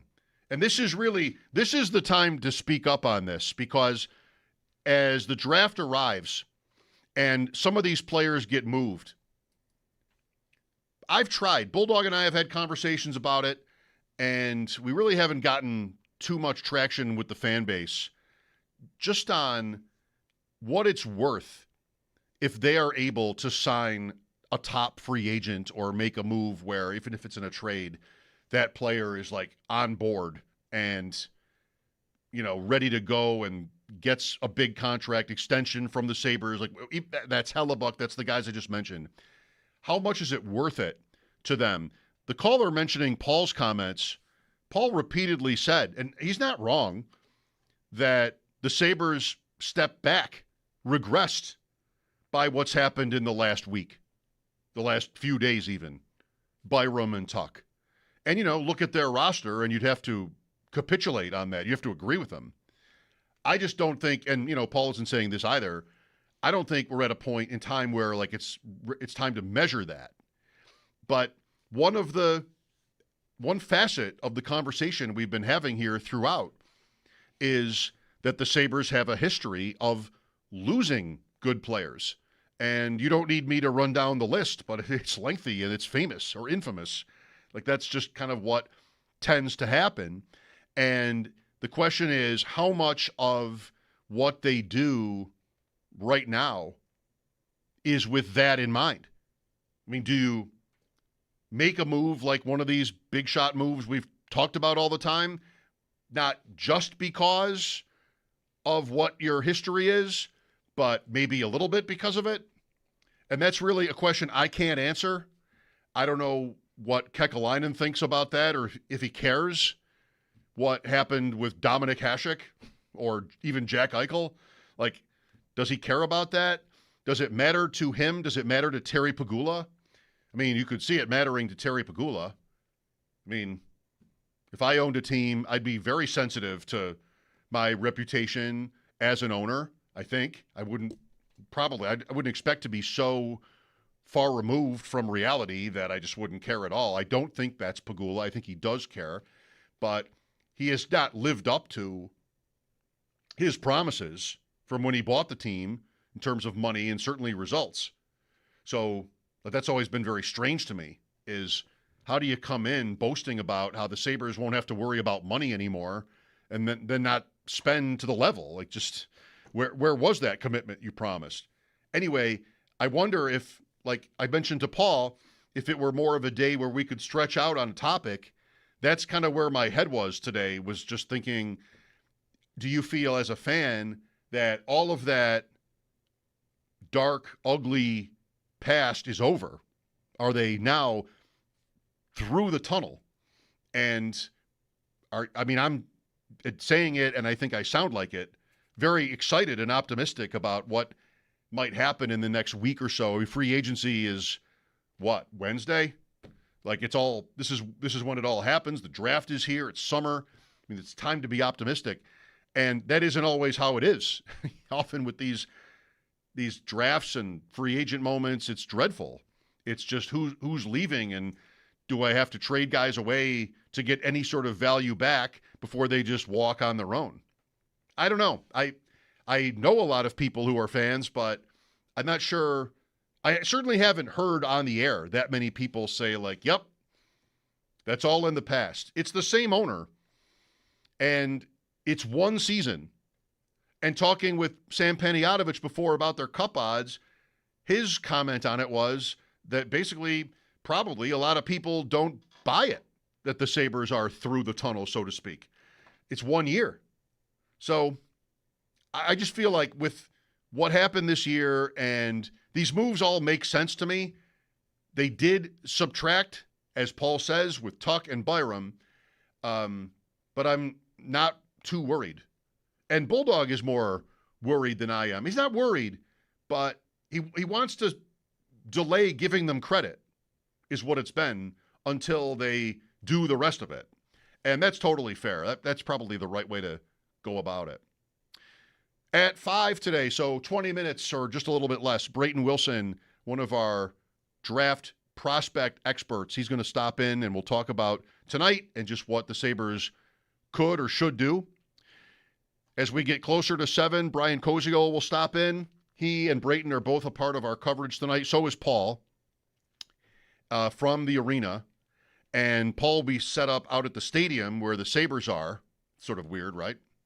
But the plan is to talk to Paul once more before we get to 7 o'clock. Whether there's some news at that point or not, we don't know. But there might be, and we got to be ready. That's how it works over here. We got to be ready just in case. But Brayton will be good talking about Viggo Bjork, Chase Reed, and the rest of these guys at pick 4 and even pick 20. 803-0550 for your calls. I'm Mike Schopp, and this is WGR.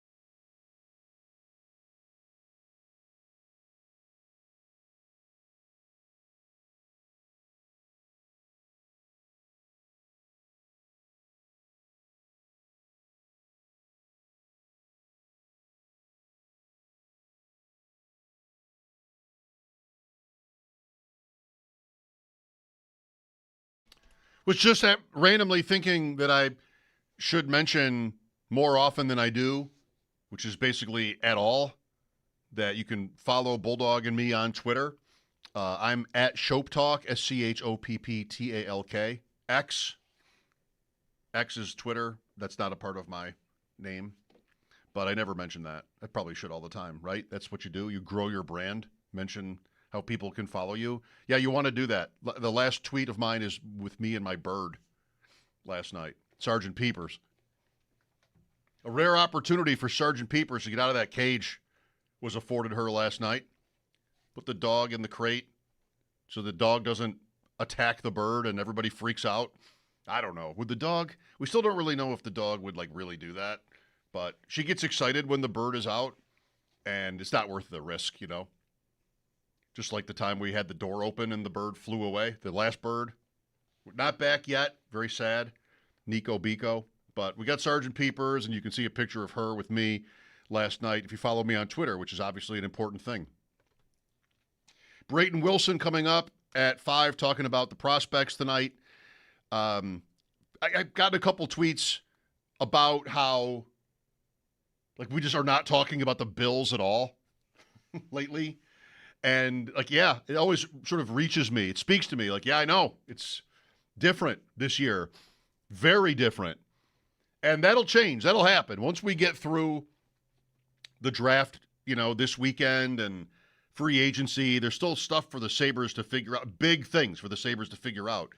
Then it'll be kind of football season here by a couple of weeks from now, if not sooner. We'll do that. I saw Warren Sharp has his book out to preview the season. He'll be on with Bulldog and me on Monday. So we're not going to wait too long to get into some Bills. But Warren tweeted today from his rankings that the Bills, for him, have the league's third best offensive line. They go into the season with the league's third best offensive line. That's interesting.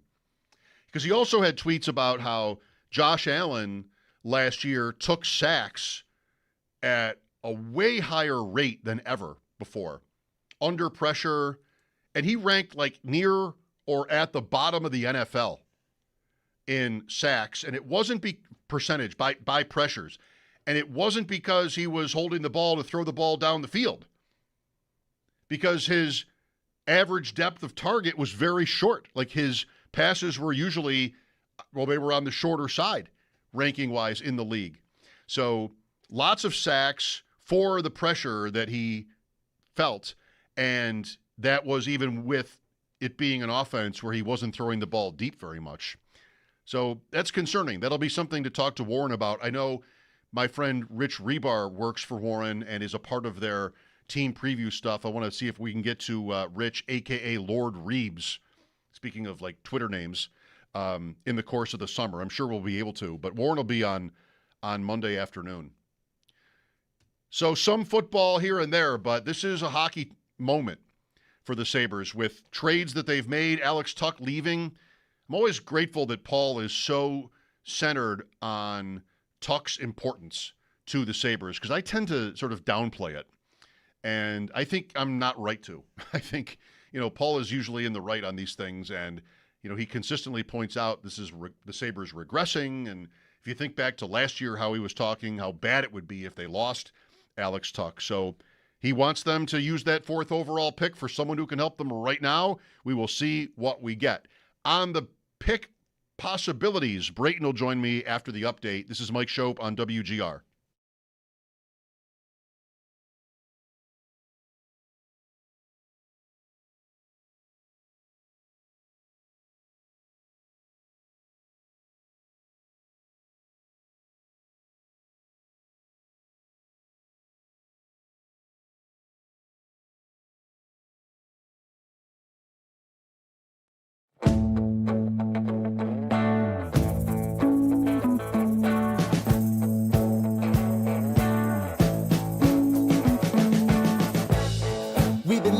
Sin so long, all the fields are gone.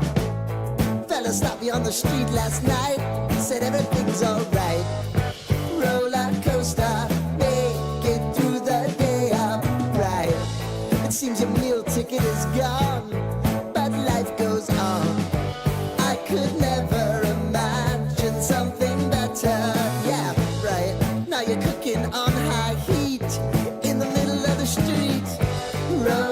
coaster, take me to a better time. Let's go. All sing your high line with the roller coaster of life. Yeah. It's time to all choose your timeline on the roller coaster of life. Oh, you seem to easily forget how to place your bet. When everyday life gets you down, you gotta steal the crown. Got to own it. Don't bitch and moan about it, please. God forbid you scrape your knees, and it's nothing to sneeze at. Oh, I've told you over and over again. You gotta get both hands around it and make your own plans. Roller coaster, it's taking over. It's about time. Oh, all sing your high line on the roller coaster of life. You've got to all choose your timeline with the roller coaster of life. Roller coaster.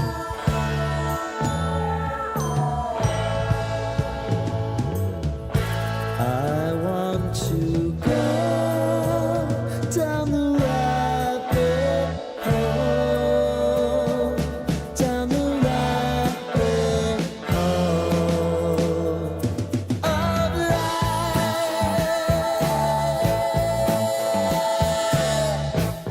And now it's about to leave. Oh, roller coaster. Roller coaster.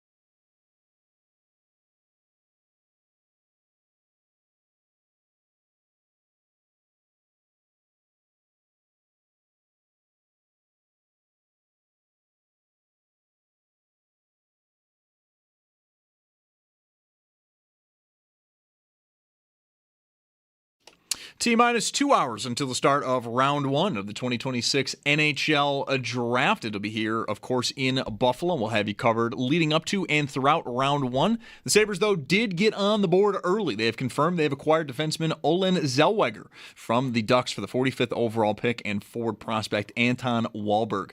Zelwagger is a 22-year-old RFA and last season played 76 games, had 7 goals and 22 points. And as of now, the Sabres are expected to pick twice twice tonight, 4th overall and 20th overall. We'll get the latest when Paul Hamilton joins the show much closer to the draft at 6:30. Do stay tuned. We're going to have Brayton Wilson coming up next. Brayton has player profiles and a mock draft up to our website, WGR550.com. So if you want to catch up before the draft starts tonight, you can do so up there. And our draft coverage here on WGR is brought to you by Outlet Liquor. When you need to stock up, it's placed by Case. What's your outlet? By Fiegel Car and Joyce, your border attorneys, and by Dash's Market, serving Western New York for over 100 years. Shop the family of finer foods. And to the World Cup, our first two games of the day are wrapped up. France beats Norway 4-1. Ousmane Dembele, a first-half hat-trick. Both teams, though, already did advance to the knockout stage. Erling Haaland didn't even start for Norway. And then for Senegal, they beat Iraq 5-0 as they hope to move on to the knockout stage. A little bit later on tonight, 8 p.m. sees Cabo Verde versus Saudi Arabia and Spain versus Uruguay. Then at 11, Egypt against Iran and New Zealand up against Belgium. That's your Paddock Chevrolet Sports Update. Paddock Chevrolet with you for the extra mile since 1935. I'm Zach Jones for Western New York's Voice of the Fan, WGR.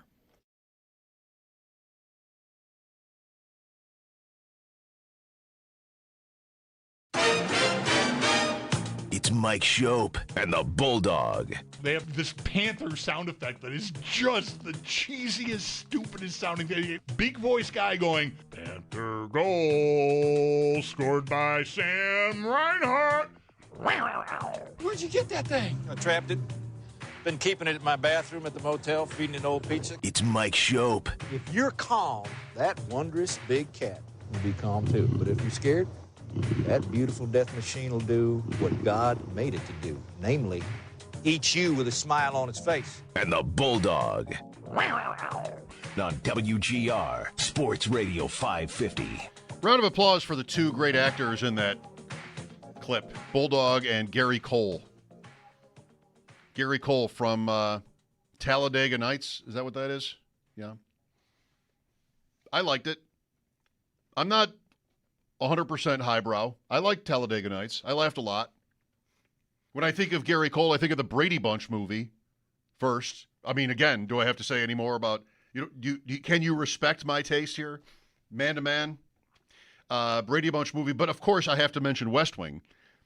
He's Bingo Bob in West Wing. He's good in that. He's good in everything. Gary Cole, one of those guys. Office Space. Office Space is probably number one. The Boss.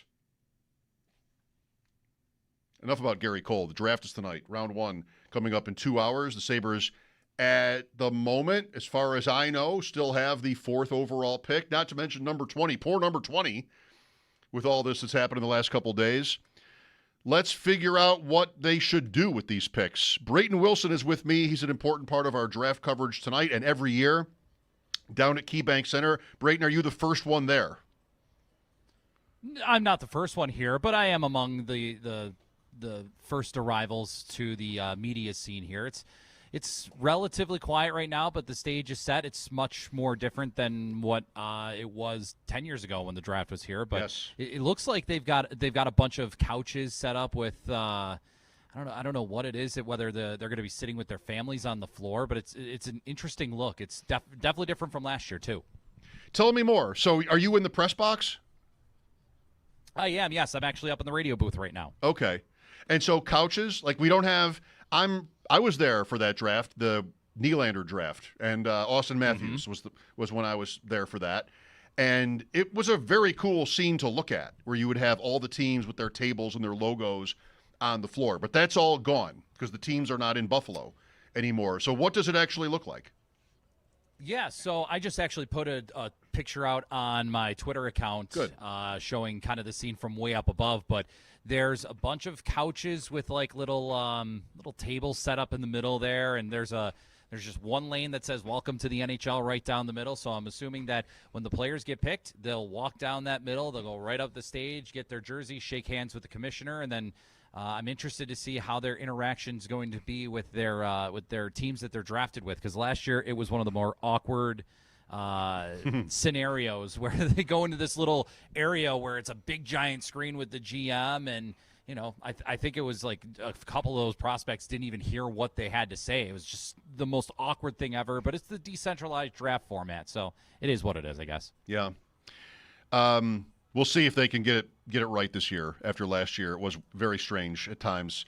You don't want to have to sit there all night and watch awkward feeling team executives interviewing players they just picked, saying all the same things we're happy to have you, and it's just so stiff and meaningless that hopefully the league can figure out a way to make it more interesting than that. Let's talk about the trade the Sabres made today, picking up defenseman Olan Zelwagger from Anaheim, Anton Wahlberg, and pick 45 that Sabres just got from Chicago go to the Ducks. I'm hoping you might have takes on both of these guys, starting with the acquisition. Zelwagger, 22, they say he's fast. I mean, he was playing in the NHL, so I could have known this for myself, but I didn't. Do you like him?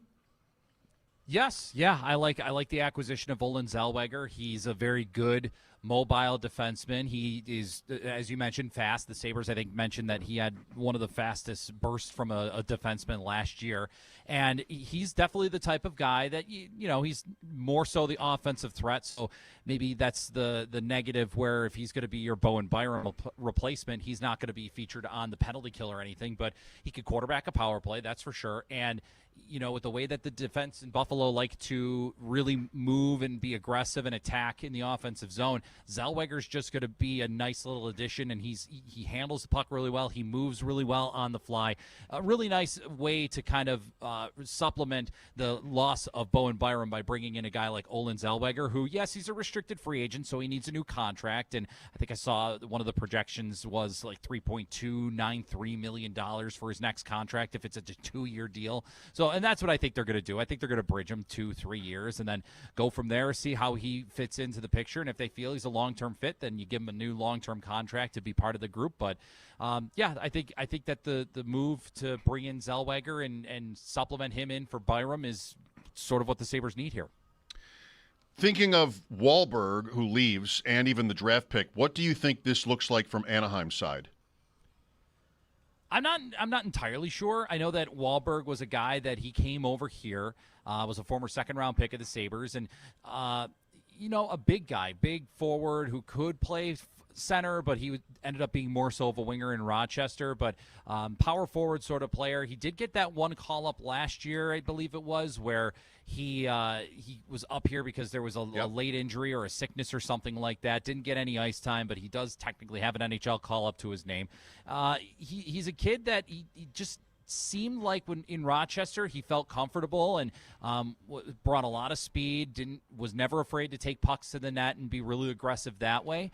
But there was always that question of whether or not that was going to translate well to the NHL. And hey, if he gets that opportunity in Anaheim, he's going to go play, I'm sure, in the AHL with San Diego. And if he gets the call up to Anaheim to play with the Ducks, that's great for him. But certainly a guy that was kind of a mid-level prospect, maybe on the fringe of being a guy that could be a higher-end prospect for the Sabres. But he ran his course here in Buffalo, and I think that it was another one of those situations where it wasn't a Jarmo Kekalainen pick, it was a Kevin Adams pick, and if Anaheim was looking to get him in particular, that has to happen. But and then the second round pick, which is the pick that was acquired by the Sabres in the Bowen Byram trade, it's 45. It's a early to mid first round pick, and there might be somebody there. Second. There's a guy. There's a group of prospects that after, say, pick 21, 22, something like that, it's kind of a hodgepodge of prospects where, oh, yeah, that guy that was projected to maybe go 25th overall ends up falling to 40th overall. Or the guy that was maybe thought to go 40th overall could end up being taken 25th overall. It's that group where, you're kind of guessing in terms of, do teams value him as a first-round pick, or he's going to fall in the second round and a team's going to gobble him up there. So, it's a nice return for both teams, where the Sabres get the defenseman that they want, and then Anaheim still has some nice capital to move with and have in their baggage for the draft. No law against trading back in if the Sabres see fit into round 2. They don't have a pick in round 3 either. Back to that after this move. Brayton Wilson is with me down from KeyBank Center, less than 2 hours away from round 1. Calm before the storm. I mean, I'm looking at your picture and listening to you talk. It's not like talking to Paul before playoff games where you have a band and you have just like the activity behind you. It's not audible if there is any. No. But that's better for us. I did get the chance, though, to walk around in the plaza beforehand, and it was a fairly fun scene. There was a lot of different fan bases there, a lot of, obviously, Maple Leafs fans because they're picking first overall, and they're all excited, but definitely fun to walk around and see some interesting jerseys around. I didn't actually see the jersey, but I've seen it on social media already blowing up. Somebody's got a custom-made Carey Price San Jose Sharks jersey, and he never obviously played for them because he only was there for cap hit purposes. But somebody wanted to do that, and hey, it gets the clicks on social media, I guess. Would he qualify for the cup of coffee draft if we were in San Jose and traded for? Maybe that's the question for another time. I think you'd have to be on the ice in order to qualify for that. Okay. Well, I don't know if I agree. Okay. Whatever. That's one of those where you can make up your own rules. So exciting for you, Brayton. Personally, I would think that the Sabres made this pick to get the 4th overall selection tonight, if they keep it, because, like Paul has said, we've talked about this year being so different from the last 15 in Sabres history, where they're picking, it was 27th a week or two ago, and then they get from 27 to 20 with Kesselring, makes it a little bit more interesting if you're following the prospects, and now 4 added on. So I'm guessing you might be excited to see what they do if they keep the pick. We all are, but I wonder if you feel like, especially yourself, hoping that they do keep the pick because, you love the prospects. Yeah, it was interesting this year just because knowing that they were picking later, I kind of did my homework on some of the later guys in the first round or guys that could be in the second round first, and then I kind of worked my way back from there. But the second that they moved up to 20, it was like, okay, some of the guys that I was planning on not doing, now I'm going to have to do because they're probably in that range in 20 to be able to be picked. And then, obviously, when they made the trade for the Bowen Byram trade, I was at the 11-day power play, and Owen Parker was on the bench, and I get off the ice for a shift, and he's just like, Brayton, they traded Bowen Byram. I'm like, okay, where'd he go? Chicago. All right, next question, what did they get? And when he said the 4th-round pick, I think I said, holy bleep, what is Chicago thinking giving up a 4th-round pick? And then he's just like, but they're 4th overall. Yes, thank you. There's more, though. They're also trading the 2nd-round pick, and then there's a player to be named. And I heard it's Louis Crevier. Didn't know much about Louis Crevier, but getting the chance to learn a little bit more about him, he's certainly a nice bottom pair 7th defenseman that could be here for a couple of years to kind of bridge the gap for maybe a guy like Radim Murka or somebody else that might make their way up. But yeah, the fact that the Sabres could pick 4th overall here, they're gonna land probably a really nice prospect if they keep the pick and decide not to move off of it. But obviously, if they decide to trade it, it's probably going to be for a very high-end type of player that can make an immediate difference and maybe become a key piece into the puzzle here for the long-term future of this organization. Now, is that Connor Hellebuck? There's a lot of speculation there. Is there maybe something out of the blue that comes up where they try to get Jason Robertson as a part of a deal from Dallas? I don't know exactly what Jarmo Kekalainen is thinking, but that intrigue with the 4th overall pick really is interesting to think about whether or not that something can be done or will be done for that matter. What for you is the best case scenario in the top 3 picks for the Sabres? The best case scenario for me, realistically. Right, realistically, obviously Gavin McKenna's going to go 1st overall. If he doesn't go 1st overall and it's somebody else, I'd be honestly shocked at this point. But the best case scenario for me is Ivor Stenberg falling from where he's been projected as the number 2 overall pick. The Sharks have been reportedly locked in on Stenberg, but then, next thing you know, somebody says, well, it's a smokescreen. They're targeting Chase Reed, or it's a smokescreen. They're trying to trade out of the pick, or they're trying to do this or that or whatever. If Ivor Stenberg falls to the 4th slot where Buffalo is, that is a pick where if I'm Jarmo Kekalainen, I don't even let Gary Bettman say Buffalo's on the clock. It's run to the podium with that card saying that Ivor Stenberg is the pick. He's a guy that played the entire year in Sweden last year in the Professional Hockey League there, the SHL. He put up 33 points in 43 games, and it was the fifth best, or it was the I'm trying to remember what it was. I think it was the fifth best overall year or something like that from an 18-year-old. But it's the most points in a season by an 18-year-old Swedish Hockey League player since Daniel and Henrik Sedin back in the 98-99 season. All right. So, and he's a guy that just super cerebral playmaker. He sees the ice incredibly well. He's aggressive with the puck. He's all over the ice, and he's the one guy that I thought was going to challenge McKenna to be the number one overall pick with the way that he started out his season, and he continued that play. He was really good at the World Juniors for Sweden, helped them win a gold medal for the first time since 2012, and was also really good for Sweden at the World Championship, actually playing against adults in a tournament like that, and stood out just fine, and I think was a point-per-game player. So Ivar Stenberg, to me, that's the best-case scenario. If he falls to the Sabres at 4, that is one scenario where you run to the podium, and he might be a guy that could play in the NHL next year. I don't think he has a contract, at least last I knew, he doesn't have a contract in Sweden for next year. So if they feel he's ready to go and can come over and make an immediate impact, then there you go. Can you see it happening?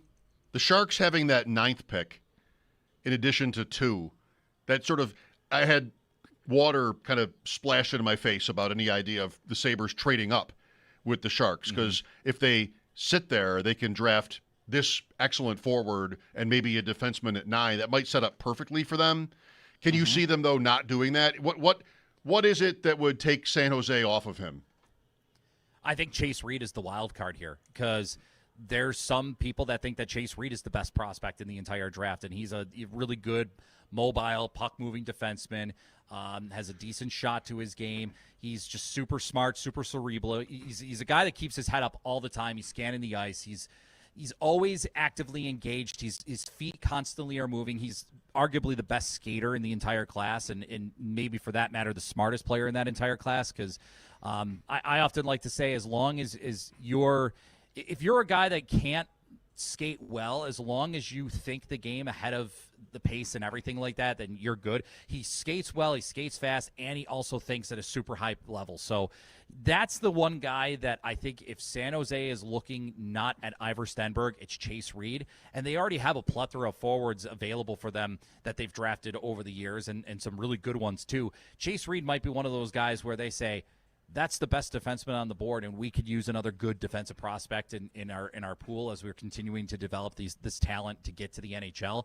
And Chase Reed is a guy that might be able to crack the lineup in the NHL level at some point in the next year or two. So if they feel that he's a better value pick and number 2 than Ivar Stenberg, then it comes down to Vancouver at 3. Does Vancouver want to go Caleb Malhotra, who obviously is the coach's kid? Manny Malhotra, who played nearly 1,000 games in the NHL. Do they want to go that route, or do they feel that Stenberg is the best player, or do they feel that there's a defenseman after Chase Reed that is really intriguing? So I think the best case would be that Stenberg falls to Buffalo at 4, and then it's really just get up there and make that pick right away, and unless you're planning to trade it. But yeah, I mean, I think that San Jose, it all starts with San Jose, and then from there, Vancouver's the next wild card in terms of what they decide to do, and I don't know if anybody knows what they're going to do at this point. It's fun to hear the Sedin's names dropped. Yes. With the Canucks at 3, too. Henrik and Daniel Sedin were picked 2-3, not in that order, in 1999. Did you ever hear the rumor that for games sometimes they would swap jerseys and no one noticed? Did you ever hear that? I think I have. That would be tough. That would be tough to differentiate the two of them. I know. I'm not sure I want to trust the stats, but they had almost identical careers anyway. Daniel Sedin was more of a goal scorer than his brother, but they both played the same number of years, all for one team, over 1,000 points. So I'm not sure the stats are really that badly corrupted. If they did, I don't know. How often would that have even happened? But it's funny. I'm looking back at their draft picture when they're holding up the jerseys with D. Sedin and H. Sedin when they got drafted by Vancouver. And without the jerseys, I couldn't even tell you which one is which. It's wild. It's a tough one. Well, there is another twin pairing that's going to be available in this year's draft. That's the fun angle, later on in the first round. Liam and Marcus Ruck, by the way. Those two played together in Medicine Hat in the Western Hockey League. Marcus finished as the leading scorer in the entire league, while Liam was the leading goal scorer, or he was right up there amongst the top scorers in the league as well.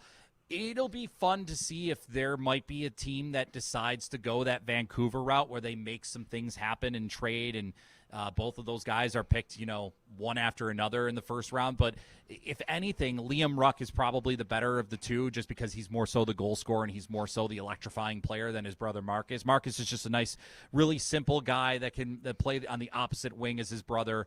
I'm intrigued to see how that might play out. But there is one team in Calgary where they have a late first round pick, and I don't think they've traded out of their 2 picks in the second round, but they have back-to-back picks in the second round as well, early in the second round. So they might try to just wait to try to pick the other. Yeah, get both, exactly. We'll see. But that's a fun little storyline, too, when we talk about Henrik and Daniel Sedin. Just a couple minutes, and we want to get to pick 20 if we have time here, just your thoughts on it. But if it isn't Stenberg, if he goes at 2, then what?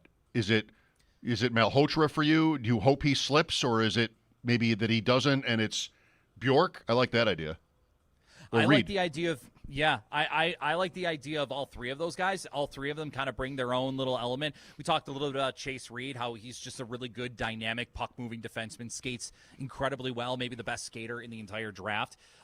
That's a guy that if he falls to Buffalo at 4, that would be a huge win. I have Caleb Malhotra obviously mocked in my mock draft at WGR550.com.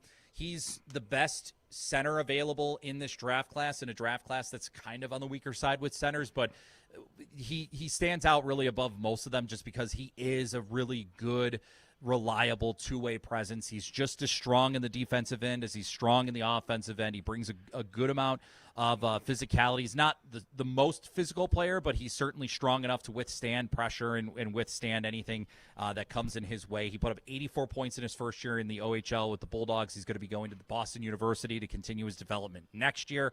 That's a guy where if he gets there and you just add to the kind of the rich prospect pool for the Sabres already of guys that can play down the middle or that can jump over to the wing, but I definitely think that Malhotra could fall and be there for the Sabres at number 4 and be a nice solid piece down the middle going forward. And then you mentioned Viggo Bjork. If there's a player that I can compare Viggo Bjork to, it's Zach Benson. He's an energizer bunny who just is always going out there. He's super aggressive on the puck. He stick checks very, very well. And he's got a good shot to his arsenal, and he's a little smaller like Benson, 5'9" and 181 pounds, but there's no denying the way that he plays offensively, and that's a guy that I would not be surprised if the Sabres, if it plays out where it's forward or defenseman. I was trying to think of it in my head earlier. If it was a certain scenario that if it's 4 and Bjork is the pick, I'd be like, okay, that's fine by me. I'll take that too. Get another Zach Benson-esque type of player here. If he wants to play on the opposite side of Zach Benson and create havoc on a regular basis at the NHL level, if he gets here, if he's even staying here, then yeah, let's have fun. So your Stenberg 2, Malhotra 3, Reed 4, Bjork 5? I have Stenberg 2, Reed 3, Malhotra 4, and then Carson Karls is going to be number 5 Oh, for the okay. Rangers. So Bjork is a reach by your rankings. Yes, a slight reach. A slight reach, but I think there are teams that are ahead of. I have Bjork going to Winnipeg at 8, and that's another team that could go defense at number 8. But I have other teams like Seattle and Calgary and the Rangers that all could use some defensive prospects. And again, oftentimes these drafts are all based on best player available. These guys aren't going out there trying to fill a specific need unless you're in the perfect scenario. But I think that these teams that are ahead of where I have Bjork going at 8 to Winnipeg, that those teams are needy of some good defensive help, and the prospects that are available ahead of Bjork might be more attractive, at least for the teams that are picking ahead of them. Time's almost up here. Do you have a quick thought on pick 20, a name that might be realistic that you like? Pick 20 is the kind of pick where I feel that's the one the Sabres are more apt to move if they are going to trade one of their 2 picks tonight. I wouldn't be surprised if the Sabres don't even pick at 20. That's just my personal feeling. But if they do pick at 20, that is kind of like that perfect cutoff area where after the pick 20, pick 21, that's where that next tier drops off and the talent level maybe goes from a guy that can make it to the NHL in a year or 2, maybe then drops to, okay, that guy could probably be in the NHL year 2, 3, maybe 4.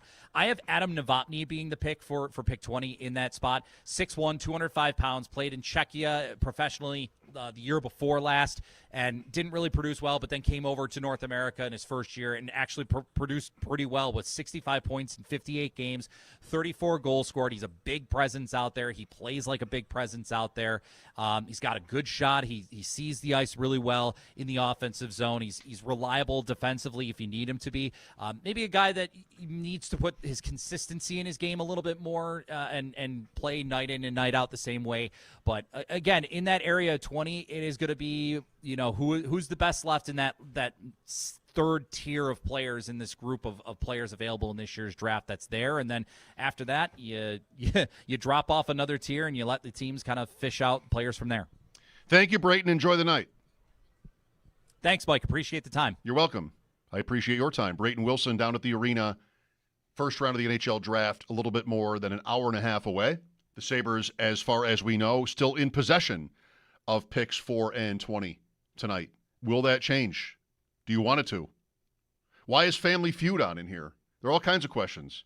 Soccer ended, like that's just done for a little bit, so we're going to take a Family Feud break. I don't hate it. I've not watched this show, like sat down and watched Family Feud in many, many years, but I guess I can't say I'm not watching it right now. I don't know how she got got 0 for the first answer in Fast Money. How do you get a 0? Just completely blanked? Not great.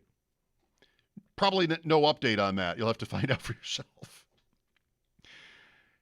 Next hour is Brian Koziol and then Paul. So it's you and me for now. Bulldog is not here. What do you want? Connor Hellebuck seems possibly to still be a realistic idea for the Sabres. Do you want that? I have to take a break, and then we'll talk about this some more. Who knows what's even possible? We've been talking about some stars around the league, and there might be others we've not talked about who might be worth the 4th overall to someone else. 803-0550 is the number. I'm Mike Schopp, and this is WGR.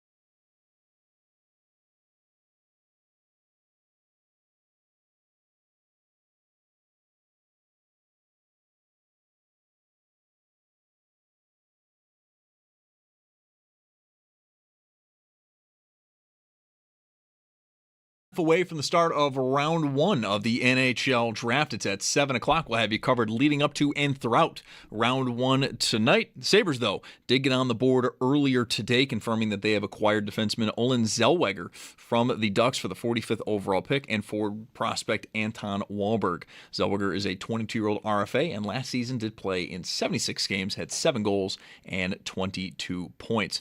As of now, the Sabres are set to pick twice tonight at 4 overall and at 20 overall. We will get the latest right before the draft when Paul Hamilton does join the show at 6:30. Paul also has a piece up on Zelwagger at our website, WGR550.com. And coverage of the NHL draft right here on WGR is brought to you by Outlet Liquor. When you need to stock up, it's the place to buy a case. What's your outlet? By Fiegel Car and Joyce, your border attorneys, and by Dash's Market, serving Western New York for over 100 years. Shop the family of finer foods.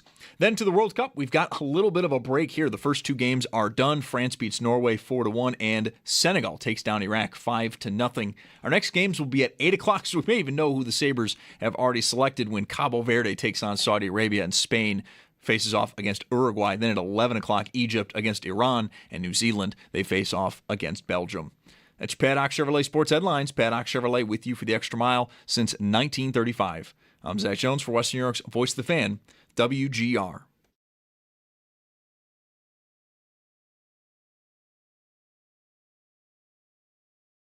You know, with the way that the defense in Buffalo like to really move and be aggressive and attack in the offensive zone, Zellweger's just going to be a nice little addition. He handles the puck really well. He moves really well on the fly. Really nice way to kind of supplement the loss of Bowen Byram by bringing in a guy like Olan Zelwagger, who, yes, he's a restricted free agent, so he needs a new contract. And I think they're going to bridge him 2-3 years and then go from there, see how he fits into the picture. And if they feel he's a long-term fit, then you give him a new long-term contract to be part of the group. Brayton Wilson on with me just before. This world is just too complicated for me anymore. I just went to Google and typed in the sentence, how long is the clock, NHL draft? I mean, I'm not writing for an essay paper or something. How long is the clock, NHL draft? And this Google, or is it even Google? Copilot tells me each team gets 2 minutes. Is it possibly 2 minutes? I thought it was 3 going into tonight. So, 2, we're living the dream now. Do we believe this? It's a 2-minute clock? I mean, that's tight. How are they going to get all the interviews in? How long is this first round going to take if it's a 2-minute clock? You got 32 teams. I mean, there could be a hydration break or 2 factored in, but, that's an hour and a half. No way. No way it's 2 minutes. Right? So then you get, that's what your Copilot information is. Maybe it's right. I don't know that it's wrong. So I start looking down the page for some site I want to click on to find out the real answer that is not going to throw 7 pop-up videos in my face and ask me to sign up. I just want to know how long. What's the clock on this thing? Is it maybe, often this is just, of course, going to be my perception or anyone else's usually, whatever. If you ever read that AI answer to whatever question you type in, there are mistakes in it. It seems like it's usually missing something, but I don't know. 2 minutes seems insane. I don't need 10. For hockey, 10 that's nuts. I don't think we need 10. Plus, the teams really don't get their, well, they could. It depends on how it's covered. You don't get your moment in the sun, so to speak, at the table in the building with all the other teams and people walking around talking about trades. There's none of that anymore. So it's a different broadcast. But a lot of that answer would be based on what the broadcast wants. What ESPN tonight, NHL Network tomorrow, ESPN and Sportsnet in Canada both days. But ESPN tonight at 7 downtown. 2 minutes can't be right. Will the Sabres pick at 4? There is still, it seems, Connor Hellebuck smoke. And even one reporter mentioned Luukkonen and his name coming up more often as we get closer to game time tonight. I've wondered, and I'll say this and then go to your calls. I've wondered how good of an asset Luukkonen is. I mean, if you're trading Connor Hellebuck or some other goalie that would come close, you'd probably want Luukkonen back. You'd probably want someone, or even Devin Levi, I suppose. You'd want someone back.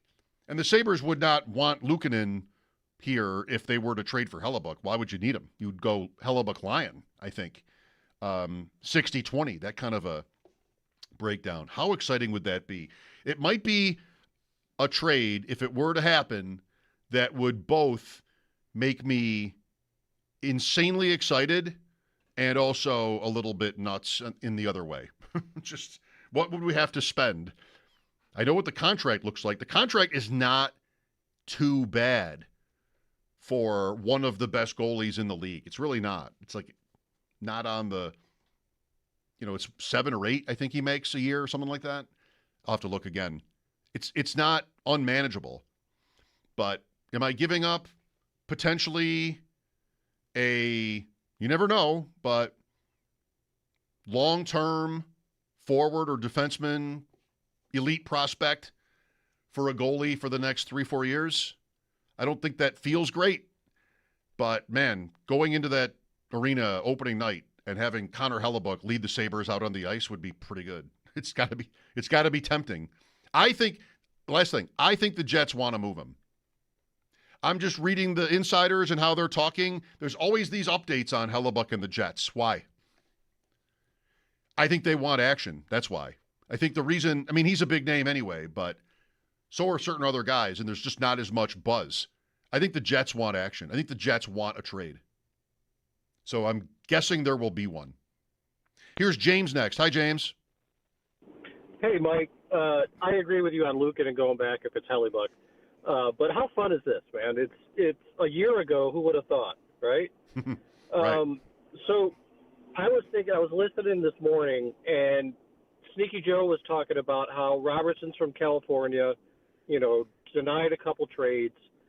My thought was, what if we work with San Jose, trade the 4th, Mertka, maybe Quinn to San Jose, Dallas gets pick 4, and Quinn, San Jose gets Mertka and Robertson. Probably San Jose has to throw something else in to get Robertson, but... What do we get? 2? We get 2 okay. in Stenberg. Yeah. So I'm trading Quinn and Mertka for 2, and 4 for 2, right? Yeah. Don't hate it. I have thanks, James, I've cooled on the likelihood of that. Not that any of these things are ever really likely, but after yesterday's show, I felt like maybe I was wasting energy on the number 2 pick because the Sharks have 9 and they can do both things. They've also traded away a forward named Eklund in that trade for number 9 with Ottawa.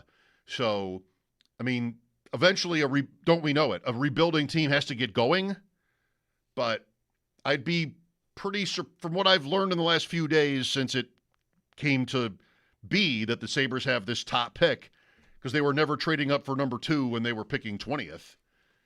Now we're talking about all these different possibilities all the time. It just seems to me like San Jose wouldn't maybe do that, but interesting idea with Robertson involved. And, well, man, if you get that, if you're right, if that happens, you're a legend calling that shot. Pretty exciting. Yeah, it seems like this Stenberg is the easy number 2 choice in the draft. So there doesn't seem like there's a lot of drama there. But Brayton Wilson brought up the possibility that the Sharks would rather have a defenseman there. I just think with the point was made yesterday by Stephen Ellis, having the 9th pick probably maybe eliminates the possibility of that. But what do I know? I feel like we found out. I feel like I found out 3 days ago that this draft was happening tonight. Not that I didn't know it was, but picking 20th or picking 27th, whatever. What are they going to do with Tuck? What are they going to do about Byram now that he's traded? Wow, wait a minute. 4? Okay. I love a draft. Whatever time. 2 minutes? Come on, it's not going to be 2 minutes per pick, right? If it is, I might as well just sit here at 7 o'clock because it'll be done by quarter after if they start on time. That's an if too. Brian is next. Hi, Brian. Hey, Mike, let me just say it this way. I go back watching the Sabres to the first game in 1970. I was a little kid. Okay, so this is rewinding it way into the future. This is the first time in a long time I have felt that the adults in the room are finally in charge at the draft, if you know what I'm saying. Mm-hmm. I just am so confident. He could announce that they are trading this for the rights to Gilbert Perreault, and I think he's up to something.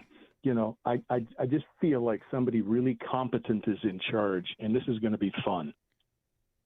Yes, I feel much the same way. I don't want to condescend too much to Kekalainen's predecessor or predecessors that ranged, the last few guys ranged between, I mean, what do I need to say here? Just adults in the room? Okay. I mean, it wasn't inspiring, you know? I mean, I remembered yesterday out loud the moment where the Sabres drafted Zach Benson, and that was pretty cool. Like, that was, teams were at the draft, wherever that draft was, and it came to be the Sabres' turn, and the camera turns to their table, and they're all just kind of sitting there quietly, and Benson was where our eyes were that night before it came to be the Sabres' turn, and, like, that was the name. And then they showed the Sabres at the table, Kevin Adams, Terry Pegula, and all the others, and nobody was talking. And like I mentioned yesterday, I asked Adam once about that moment. Like, you didn't have to talk about it anymore, right? He's like, nope. we just sat there and let some time go by, had our moment to enjoy what was about to happen, and looks like they nailed that one.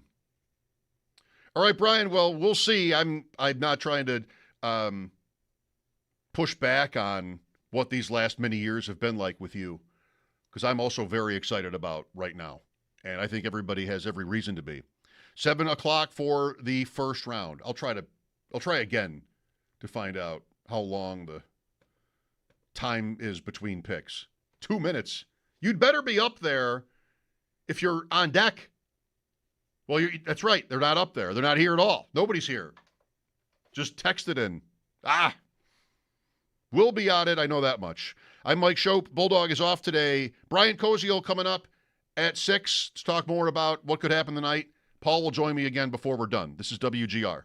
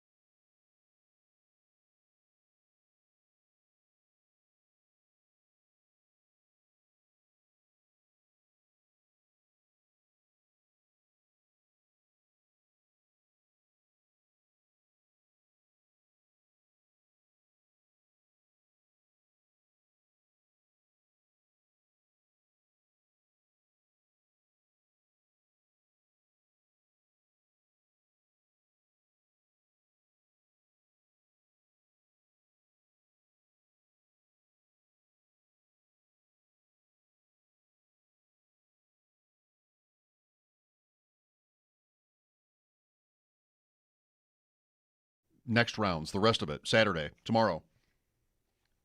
That's pretty tight. But, of course, it's an online draft. We are not meeting at your favorite watering hole and, hanging out, talking about our kids, mixing. Here comes the waiter or the waitress. It's not like a sort of a draft that you and I would be at. Drafting, maybe somebody can't make it and they're online today. They'll be here next year. But this is everybody's online. Nobody's allowed to come. I mean, you can't even come if you want to. It seems it's like that. So just type it in. I wonder how they actually do it. Now I'm going to ask another question that I can't answer. Never do this, by the way, but I'm just doing it over and over. Do they literally text the name of the player? Is there an app or a program that's like the official NHL draft? That would be pretty cool. I'd like to see that, where you go in like you and I would do in a fantasy draft, where you just go in and search for scroll the F down. If you're just going to, really reach for somebody, you just go in, there are all the names in some order, and you just click it, and that's it. And then Gary Bettman does the rest. Pete Gwelly from the Bills and Sabres tweeted a picture of Bettman out at the new stadium today. And Pete's tweet read, shoot, end twice, or something like that. Shoot twice, end. Implying that, as he's talked about, the Winter Classic might be in our future. And I just don't think, I know Pete, I don't think he would do that if it weren't going to happen. I don't think he's doing that to try to convince Gary Bettman to bring back the Winter Classic. There's every reason to do it. The stadium being new, 20-year anniversary of the first one would be January 1st, 2028, so season after this one. I don't think Pete's playing around. I think Pete is telling us right now there is going to be a Winter Classic here, and I would guess it's next year because of the anniversary point. He's not going to use Twitter. I might, but he's not going to use Twitter to try to convince Bettman. He knows. That guy would know. Brian Koziol coming up at the top of the hour. Is Connor Hellebuck being traded to the Sabres maybe really going to happen?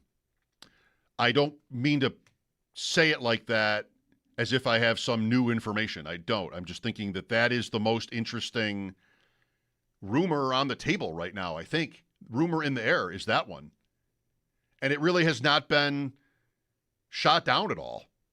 I think Winnipeg wants to move him because of the number of times the different insider people have brought it up online, have mentioned Hellebuck.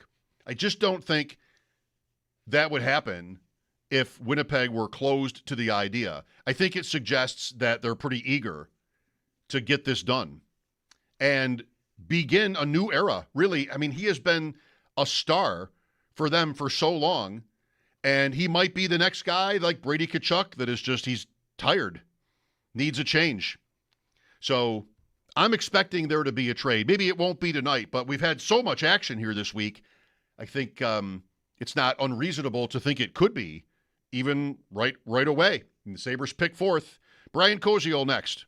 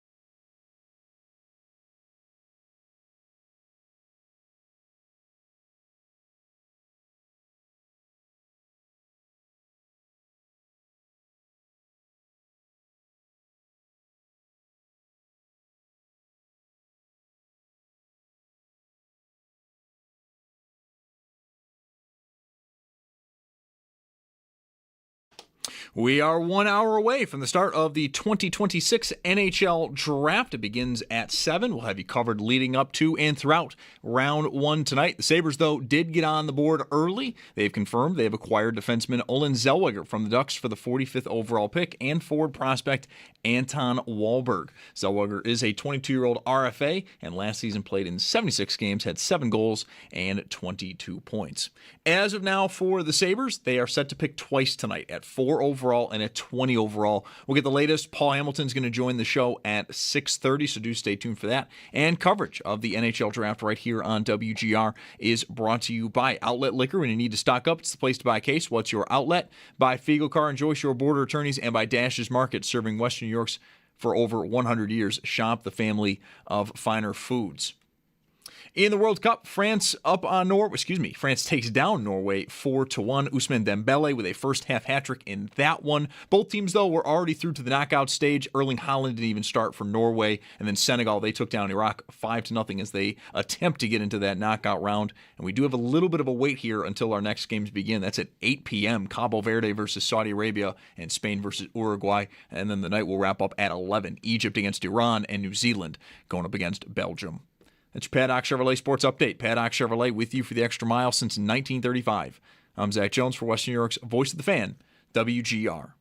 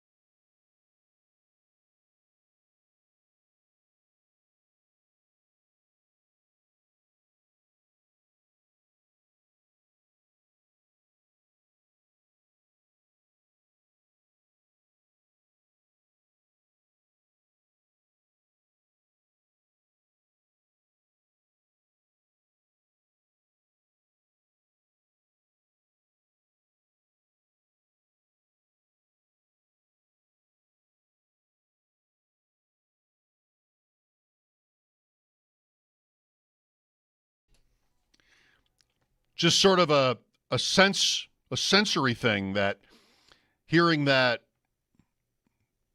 this song on a Friday as we get closer to football season, I'm sort of thinking like I should be ready to make some picks. Well, I'm not. Hopefully the Sabres are. The draft is getting underway in about an hour. It is 3 minutes per pick. I'm still pondering that. How fast that is.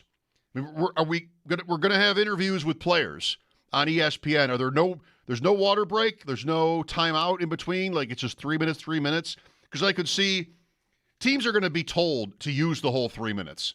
That I think is going to happen. So we can actually have a night. If teams didn't do that and you just sort of click. I mean, people in your fantasy league sometimes are annoyed when your draft is online like this is. And it just sort of goes by so fast, and there was no day there. There was no experience. With a 3-minute clock, in theory, the whole thing could be done in like an hour. And nobody wants that. We don't want 4 hours. I think we might want 3. And I think 3 minutes sets up for 2 pretty neatly. But I'm still sort of distracted by that. Like, that's fast. You better be ready. In general, that's good. Jeremy will love it. Jeremy will love a 3-minute clock because he gets annoyed at fantasy drafts when, if you don't have a clock, you're sort of on your honor to just pick kind of in a sort of a reasonable amount of time. And he doesn't suffer fools when it comes to that. You better pick, or else he's gonna say something. This one shouldn't bother him too much. Can't wait to see what happens. Brian Koziol coming up. We don't have Brian yet, or do we? No. Hopefully soon. He's part of our coverage tonight downtown, and Paul Hamilton is too, although Paul is out at the stadium, which naturally is where the Sabres are. The arena is taken. That's not good enough, so they're out at the stadium using that space. That's not in the stadium probably, right? It's going to be in that office building across the street now from the stadium, I'm assuming, but Paul is there. He can tell us. While we wait for Brian, not knowing what his situation is. I'll just mention the phone number again in case you want to call your shot on tonight. I've been saying just before the last update, I'm not called off on Hellebuyck as an idea, meaning, well, he hasn't been traded to anyone else yet, for starters, but I still kind of feel like that could be where we end up here, which would be incredible. And I reserve the right not to hate it. Trading whatever huge assets might be necessary to acquire any goaltender, I'm going to reserve the right not to hate it. I feel the mood I'm in about the Sabres is I'm going to like whatever it is. But that's not how it should work. It should not work like that. If they trade, through the nose, so to speak, to get to Connor Hellebuyck or I suppose anyone else. I mean, Trocheck is one of these guys. The Bulldog was way off on that, way down on that. Then that's a different conversation. But things, even this thing today, I feel like makes a lot of sense. Not knowing much about the player they got, Olan Zelwagger. I know that he's 22, be 23 in September, and apparently is a great skater. Played for Anaheim last couple of years, so young. The Sabres giving up Anton Wahlberg, who Paul says was kind of fringe as a prospect. And then this pick 45 that they got from Chicago earlier this week in the Byram trade. I don't want to be married to that. So if that helped them, which apparently it did, they didn't have a second-round pick prior. That helped them get to a young, fast defenseman that they must think has promise and can fit in with who they've already got, maybe become some facsimile of Byram, then okay. Because they didn't have that, They didn't have that already. They didn't have some sort of Byram light in waiting to move in on that spot. What you've got Connor Timmins, you've got Metza, Kesselring left. Kesselring even could have been billed that way. Like somebody who is, he's young and he was big, so he could have been sort of billed that way, but that thing must have gotten so sour that they pulled the plug on that and traded him to the Sharks, last week? So that's out. What are you hoping for? I am hoping that they use the pick. And if there is some sort of Hellebuyck deal, that they get number 8 out of it. But that might be greedy. If they were going to move down 4 spots and land Connor Hellebuyck from the Jets and presumably give up Luukkonen, there's got to be more going to Winnipeg. And I don't want it to be a lot, but it might have to be. Is there a bidding war for this player? Possibly. I said before, I think he's being traded because of how many different reporters have brought his name up with seemingly some intel on what the Jets are hearing and what they're, thinking. And I just think that that's the Jets' work. That is using the system, using the process to keep the flames fanned on this idea. So I'm guessing that he is traded. And that's also because Brady Tkachuk happened, and I think right now players are kind of getting moved if they want to be moved. Isn't that Byram? Did the Sabres really have to trade Byram, who apparently is getting married this weekend? Alex Tuck, doing his Zoom call with Washington today, was at wherever it is that Byram is getting married for the weekend. So maybe lots of 20, 25, 26 Sabres are in attendance at that. Awkward if he doesn't invite the whole team, right? Are there certain players on the team that did not get the invite? Anyway, they did not have to trade him.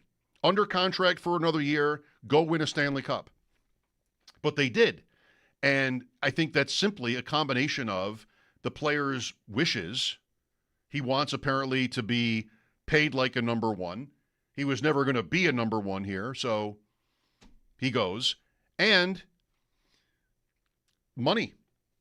The player's wishes, and then also I guess it's either we don't want to or we can't, given what the player wants. But sign up for some sort of 8-year, $80 million thing again. So you'd have Samuelson doesn't make that much, but you'd have 3 to 4 defensemen on the build who are making like that kind of level of dollar, and they didn't want to do that. At least I don't know philosophically that they don't want to do that, but they did not want to do it with this player. So, and you have to also include that they got a great deal for him. 4 and 45. They get rid of Greenway too. And the defenseman they got back. So they did a great job, I think, on that. Nothing on Brian. Is he not available? What do we know? Connection issues. Well, that's just great. You hear that? Bears. Was it Ed? You hear that, Ed? Bears. I'm sorry. Looking forward to that, but it's not working out. So that's back to you if you want the ball here. 803-0550 is the number. The names we've been all around in terms of already established NHL players. Hellebuck again. Matthew Nyes, Toronto. All I've seen today on that is that there's still some reason to believe that there could be a trade possible there involving the Sabres or someone else. Door has not been slammed on that. Jason Robertson from Dallas also seems live as a player that could move, and that's a lot of money. I mean, $7 to $8 million. Hellebuck, Nyes already seems like a lot. 14, if that's where we end up with Robertson, of course, is much more. So there's this player, and you have Dylan Larkin. That's, I think, what Paul said was his favorite idea with Detroit.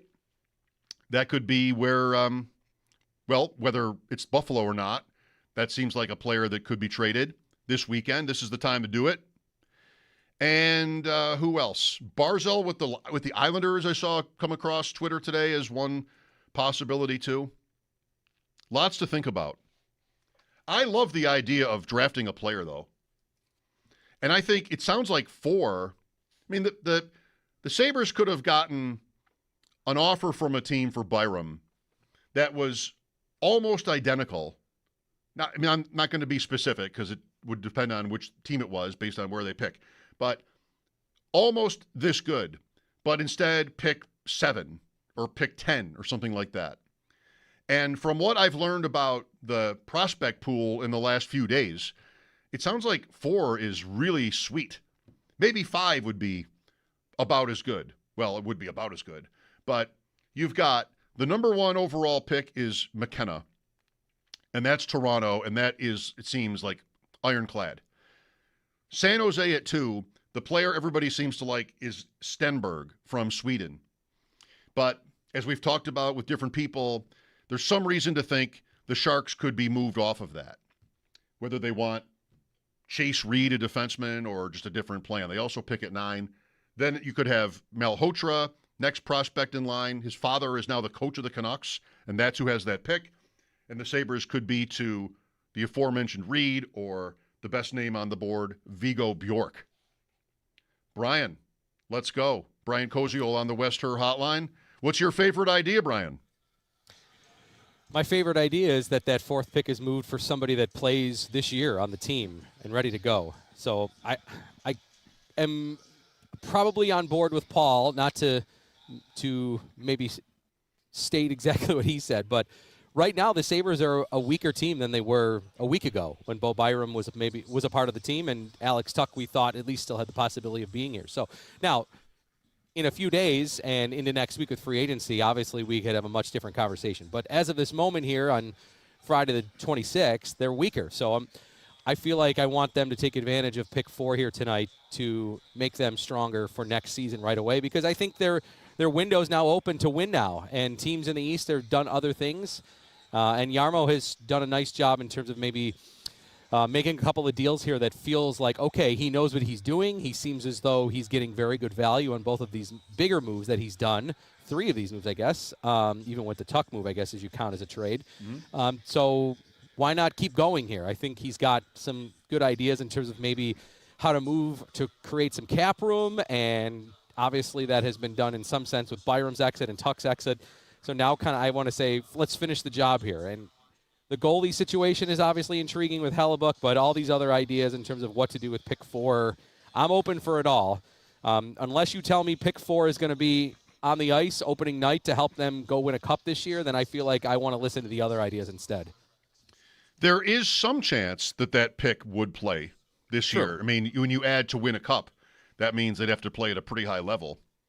We're probably not getting Celebrini at 104, or some version of that, but there is some chance, it seems, that the player picked there could be relevant this season. Are you out on Hellebuck as an idea, whether that's pick 4 or whatever else? No. It just seems as though usually with what draft pick value is, goalies, it seems as though for every year that we've been covering this draft, like even whoever we always consider to be the best goalie of the draft, it's never, ever, ever thought about them using a high pick on it. So in essence, like, why would you use pick 4 on it? But it doesn't mean to say that if you think about it in the other way, Byram and Greenway were traded ultimately to get that 4th pick with other things. Would I have a week ago said, or on Tuesday when it was made, would I have taken Bo Byram and Jordan Greenway traded to Winnipeg for Connor Hellebuck? And I guess my answer would have been yes. So I guess in that sense, the path from A to B to C, if you say just go from A to C, would you have taken it? I guess my answer is yes. So maybe I'm contradicting myself a little here as I talk it out. Yeah, you box yourself in. Yeah. Would you have traded Casey Middlestat for Connor Hellebuck? I'll hang up and listen. Throw in one more letter, A to B to D to C. You're right. That's now you're. Yes, Casey Middlestat for Connor Hellebuck seems like a no-brainer. You got to do it. Sure. You got to do it. Yeah. You're at the arena, it seems? Yes. Yes, and I apologize we were getting ourselves set up here up in the press box, but now we should be good. The draft arena, they've just let the public in, and a lot of the families and the prospects, they had them lined up on buses outside. They had them kind of go through a line and kind of a red carpet treatment outside and then into the building. They introduced each of the prospects.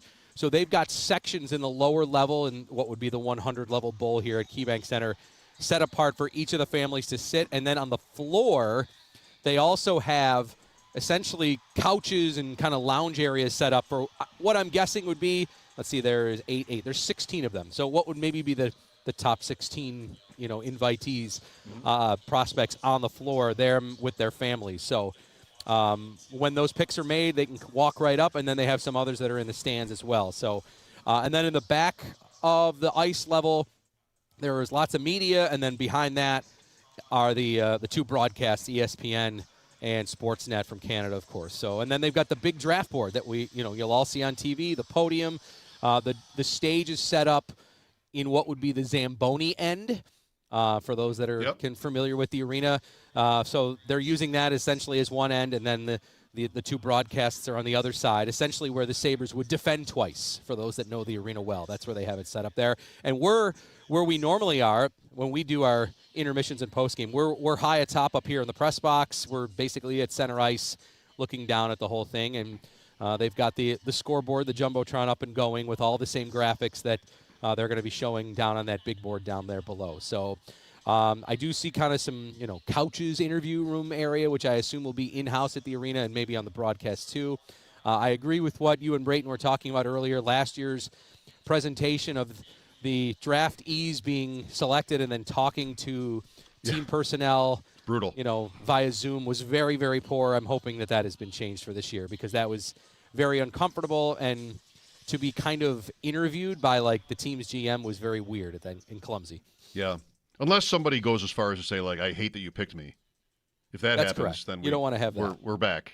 How big a crowd do you expect, or do you know that they're expecting? Is the 300 level going to be open?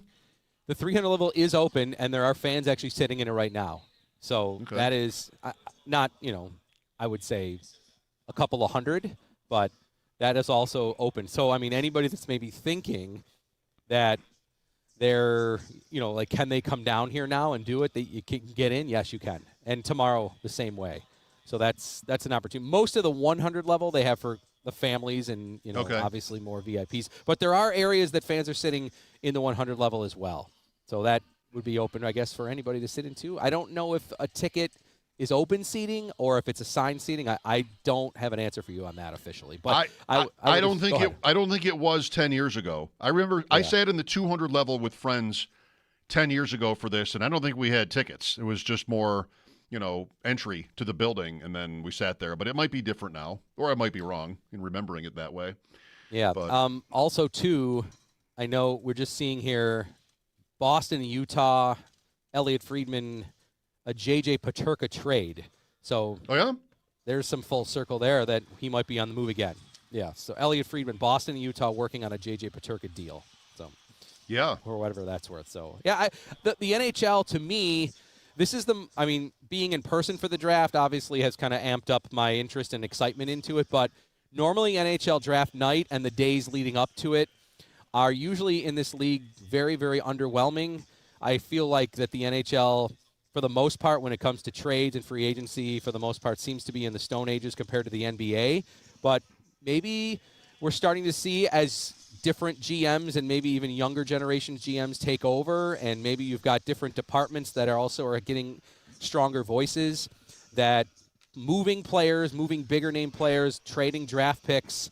I always feel like for years when I've been on this night here covering the NHL draft that teams are so hesitant to do anything, and they overvalue draft picks, and they overvalue players that are 18 years old that are very tough to, unless you're picking a guy in the top 5 and maybe he's going to play in the league next year. Like, it's very tough to project maybe what this player might look like at age 22 as compared to maybe the NFL draft, where obviously they're maybe stepping right in a much more prevalent spot. So I'm glad, at least from our aspect, because it makes it so much more interesting now that maybe we're starting to see GMs more willing to move things, whether it's picks or bigger names. And I think maybe job security has a little bit to do with that too.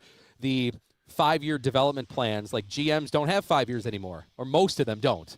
We know there was one here recently in Buffalo that probably lasted longer than most GMs would have, but most teams now are making changes with GMs and coaches a lot quicker. So I'm wondering if that has a piece to do with it as well, is that they feel like, hey, I can't necessarily put all my eggs in one basket with this draft class because I might not see 3 years from now anyway to see how it all pans out. Are you excited for someone being billed as a, quote, major A-list celebrity, end quote, to announce Toronto's pick, or at least be a part of it? Yeah, that was another part of last year that was cringe at times. Is that Drake? Is that, I don't know. Paul's Mike on Myers? Justin Bieber for that pick. Justin Bieber. Is he still, quote, major A-list? I think Drake is. Yeah. That was the first one that popped into my mind. Mine too. Drake, but yeah. I mean, it can't just be anybody. It can't be just anybody, Brian. I mean, major A-list. Right. And it is former player also possibly. No. Like, I'm trying to think what former player that a Leaf would be here. Like, is Doug Gilmour announcing the pick or Wendell Clark announcing the pick? Not even close to major A-list. No, yes. I don't think so. Trying to think of it, would there be anybody else that's on that A-list? Would Matt Sundin be, I guess? No. I don't know. I'm trying to think of who are the best Leafs in the last 30 years. He's kind of like the GM now. Yeah. Sundin. Yeah, so he won't be doing it. Yeah. Who just won the U.S. Open? Why can't I think of it? Wyndham Clark. Wyndham Clark. Is he a major A-list celebrity who might be just up for announcing the Leafs pick? No golfer. No. It's a short list. If Tiger Woods did it, I would give them credit for that poll. But he did not win the U.S. Open. Tiger Woods. Wow. There are some great discussions just awaiting. Just simply, why have I even moved off of that as a topic all day? Who would be the major A-list celebrity expected to be a part of the Leafs pick at 101? All right, Brian, 3 minutes per pick tonight. So, you've done this before, but you'll be moving quickly. That part is refreshing, yes. It's in the past, I always feel like even, too, they hadn't even had like an official clock, or it would take a long time for it to get up and going. So if they're holding anywhere near to that, even if it's double, even if it's 6 minutes per pick, I welcome that for sure. I think 3 is almost too small. Right. But we will see what happens. Thanks for your time, Brian. Glad we could connect with you. Yes, thank you again. Appreciate it. All right. Paul Hamilton checks. Now, Paul's at the stadium because that's where the Sabres are. They're sequestered in whatever room the Bills use, I guess, or something akin to that to set up for the night. One thing also that's probably different for them than, you and I in our fantasy leagues, when we just meet and pick our players online, is they probably don't have to pay for their own food. I'm guessing that the Kekalainen and company it's probably catered, and unlike you and I, when we get through the draft and have to divide the tab up 12 ways or something, and that can get a little bit challenging. Probably not. They probably won't have that problem tonight out at the stadium. Anyway, Paul will check in with me next as we get closer. There is this report that J.J. Peterka is being traded from Utah to Boston. And there's one report that suggests that the Sabres didn't get there on Hellebuck. So we'll see what happens in the next little bit. 7 o'clock is when things get going downtown. Bulldog is off. I did just see Bulldog on TV. He's riding in that Peloton today for the Ride for Roswell tomorrow. And I was looking for him, and he's not hard to miss. Or not easy to miss, I meant to say. And there he was. A glimpse of Bulldog. But he's not here to talk with me. Paul will do so after the break. Draft night and draft weekend. I'm Mike Schopp, and this is WGR.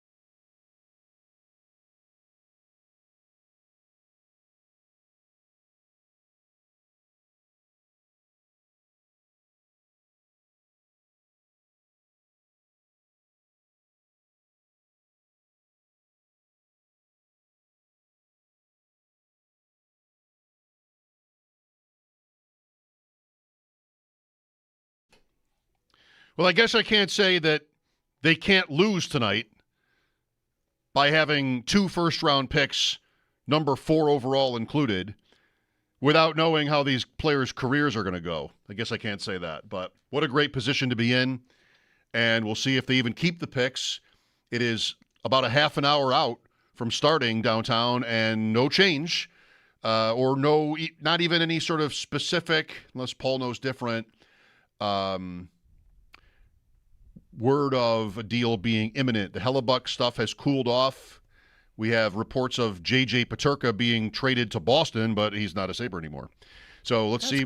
Yes, Paul. That's crazy. I mean, they wanted him so badly, and it was such a mistake. And it was like, how did you guys not know this is like the worst trade you ever probably have made in the history of the franchise? And, I mean, you gave up Doan and Kesselring, when he's right, is an excellent defenseman. We all know about Doan. And they both scored 25 goals, and Doan had 4 more points. But it's not about points. It's about what they do. I mean, did you not know that Peterka basically plays in one end of the ice and kills you in the other?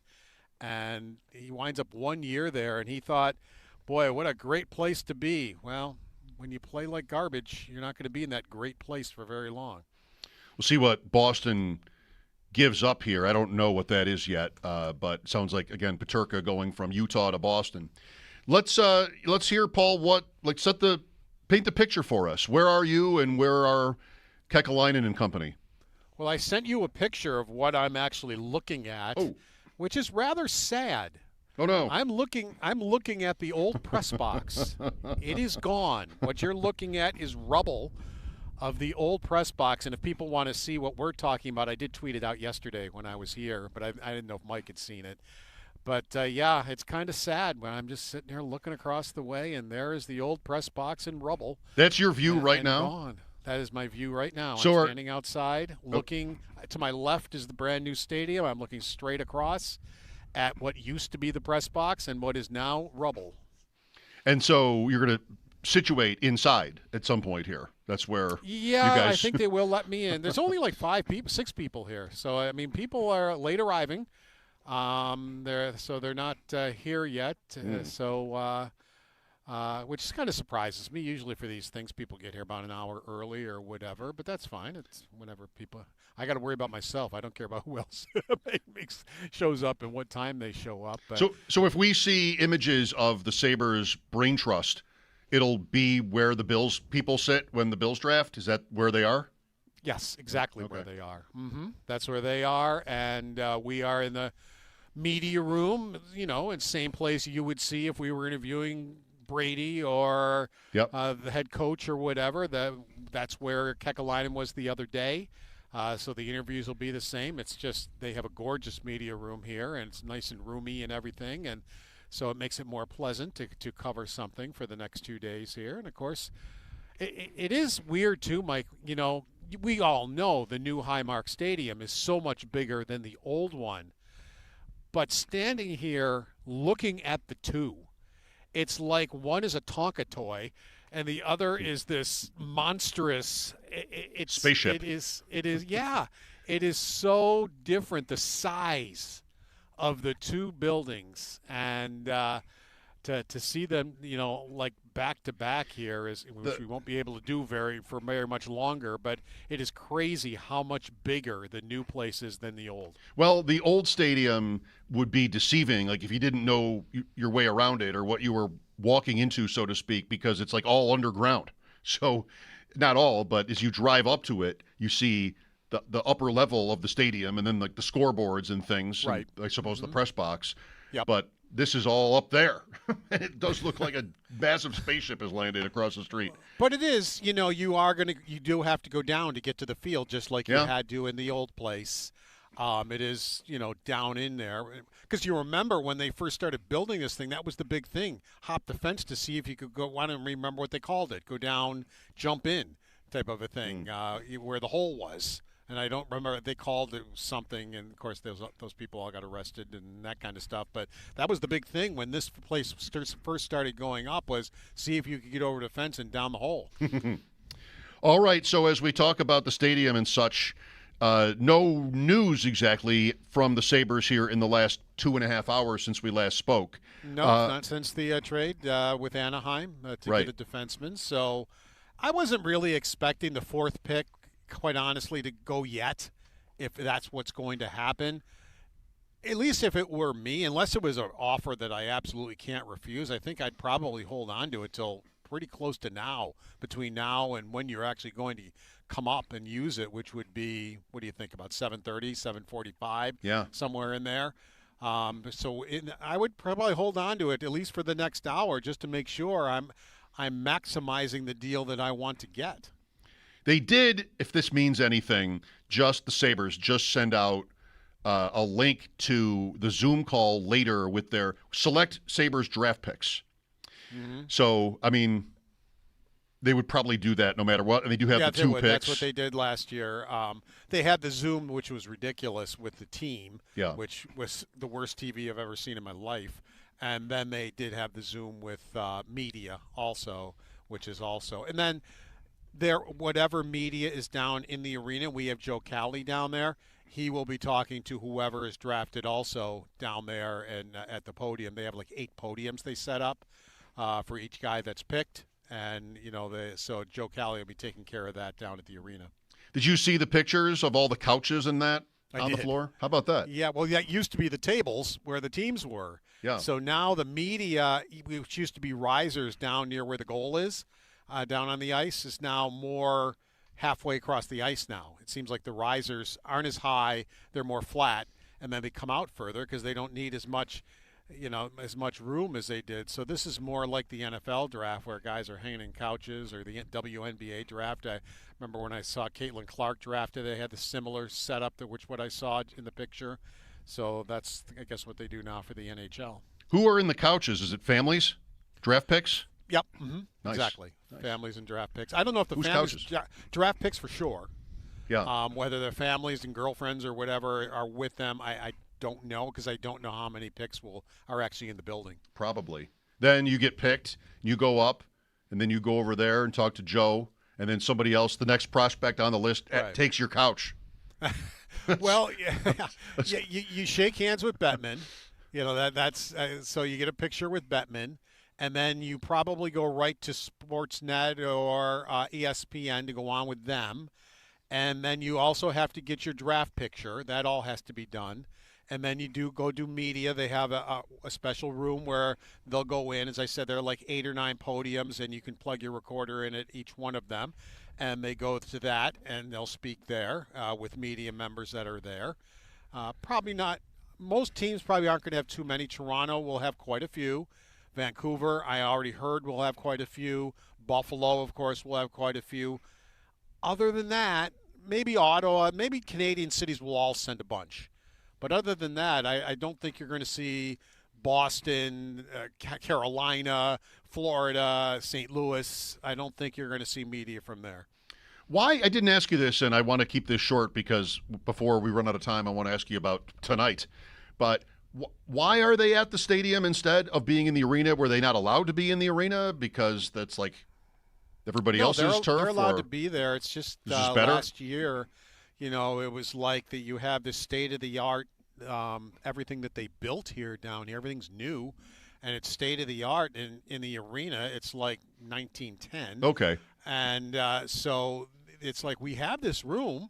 It's not like we're doing anything towards a draft right now. Come on over. My guess is Terry Pegula, because it sounded like the Bills invited them, and maybe they did.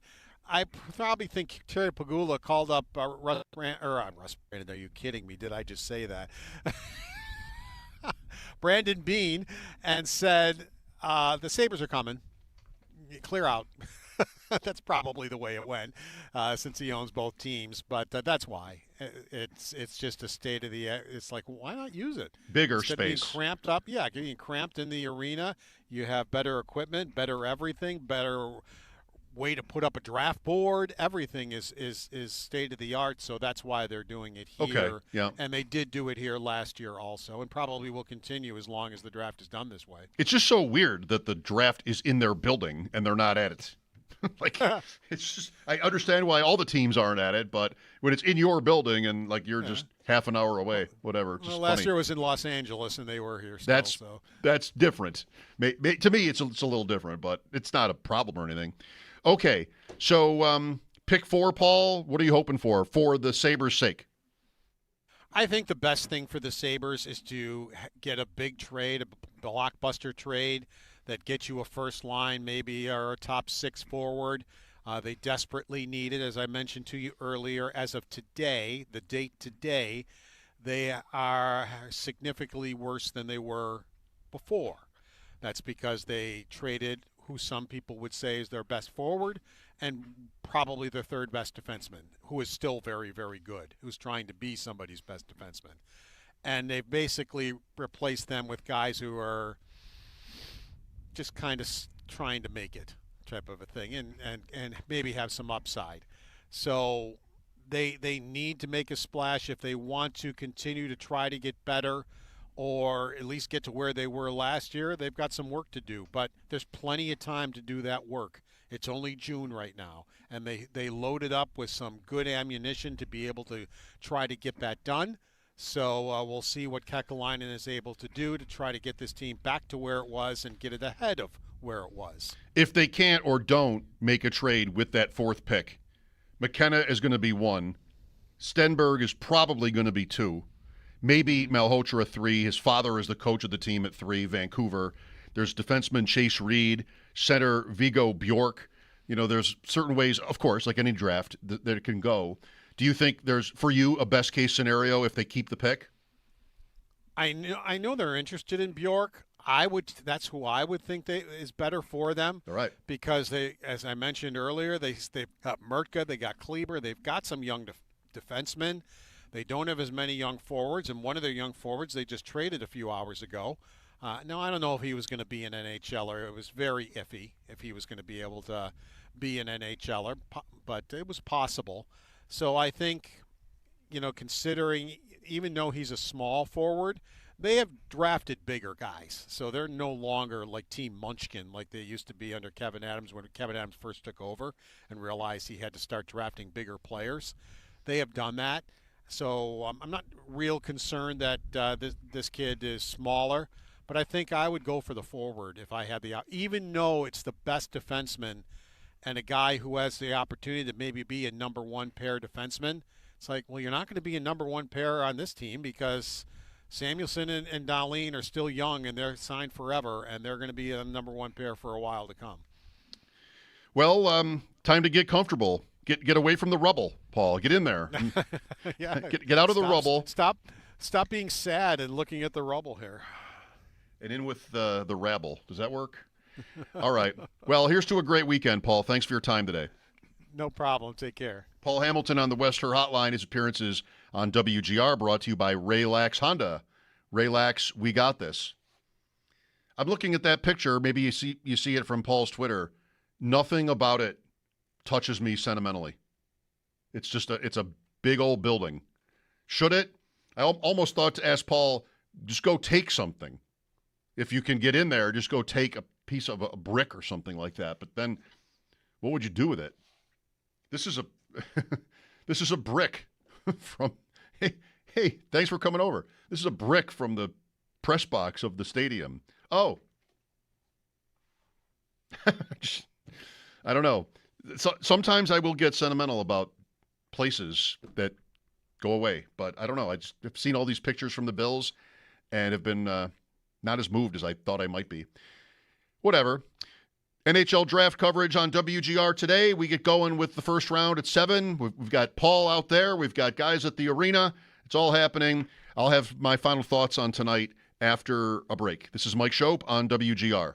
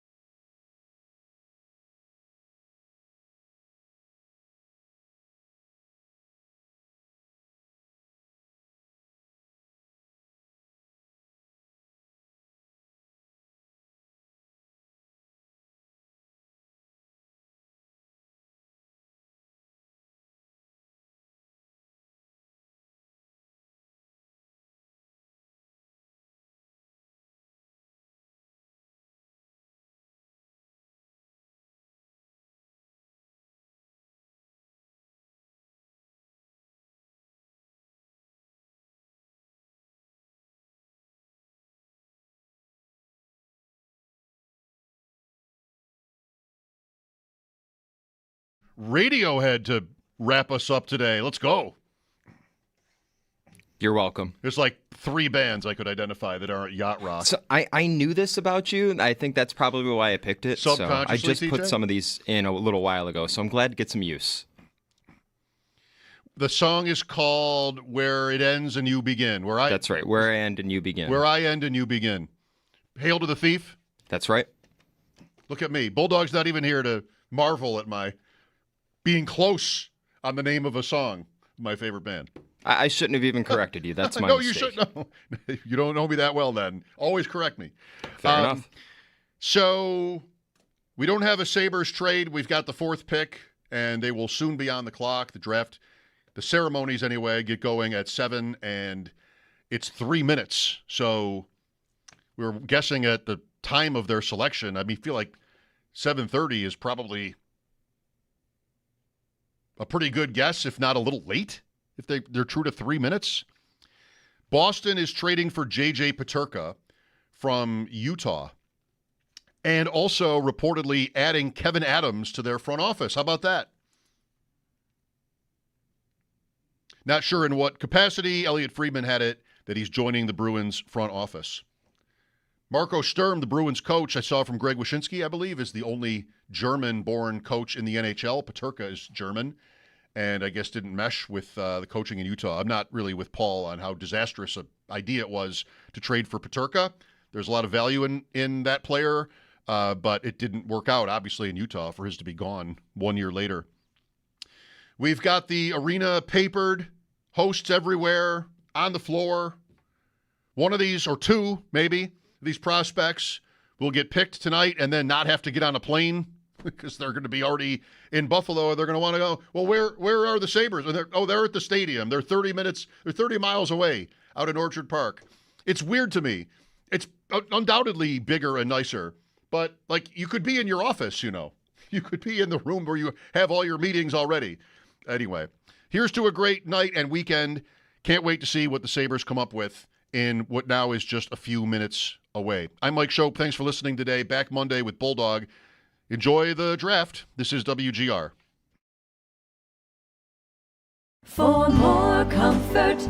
Now's the perfect time to make yourself comfortable with a new electric heating and cooling system from Belknap. In Western New York, summer and winter bring extreme temperature conditions. Make yourself comfortable with Mitsubishi electric heat pumps, designed to keep your home cool in the summer and warm in the winter, no matter how hot or cold it gets outside. Call Belknap today to learn more. I'm Gary Garfield, president of Belknap. We work on your schedule. We don't charge more for weekends and evenings. That's why we say, give Belknap a ring.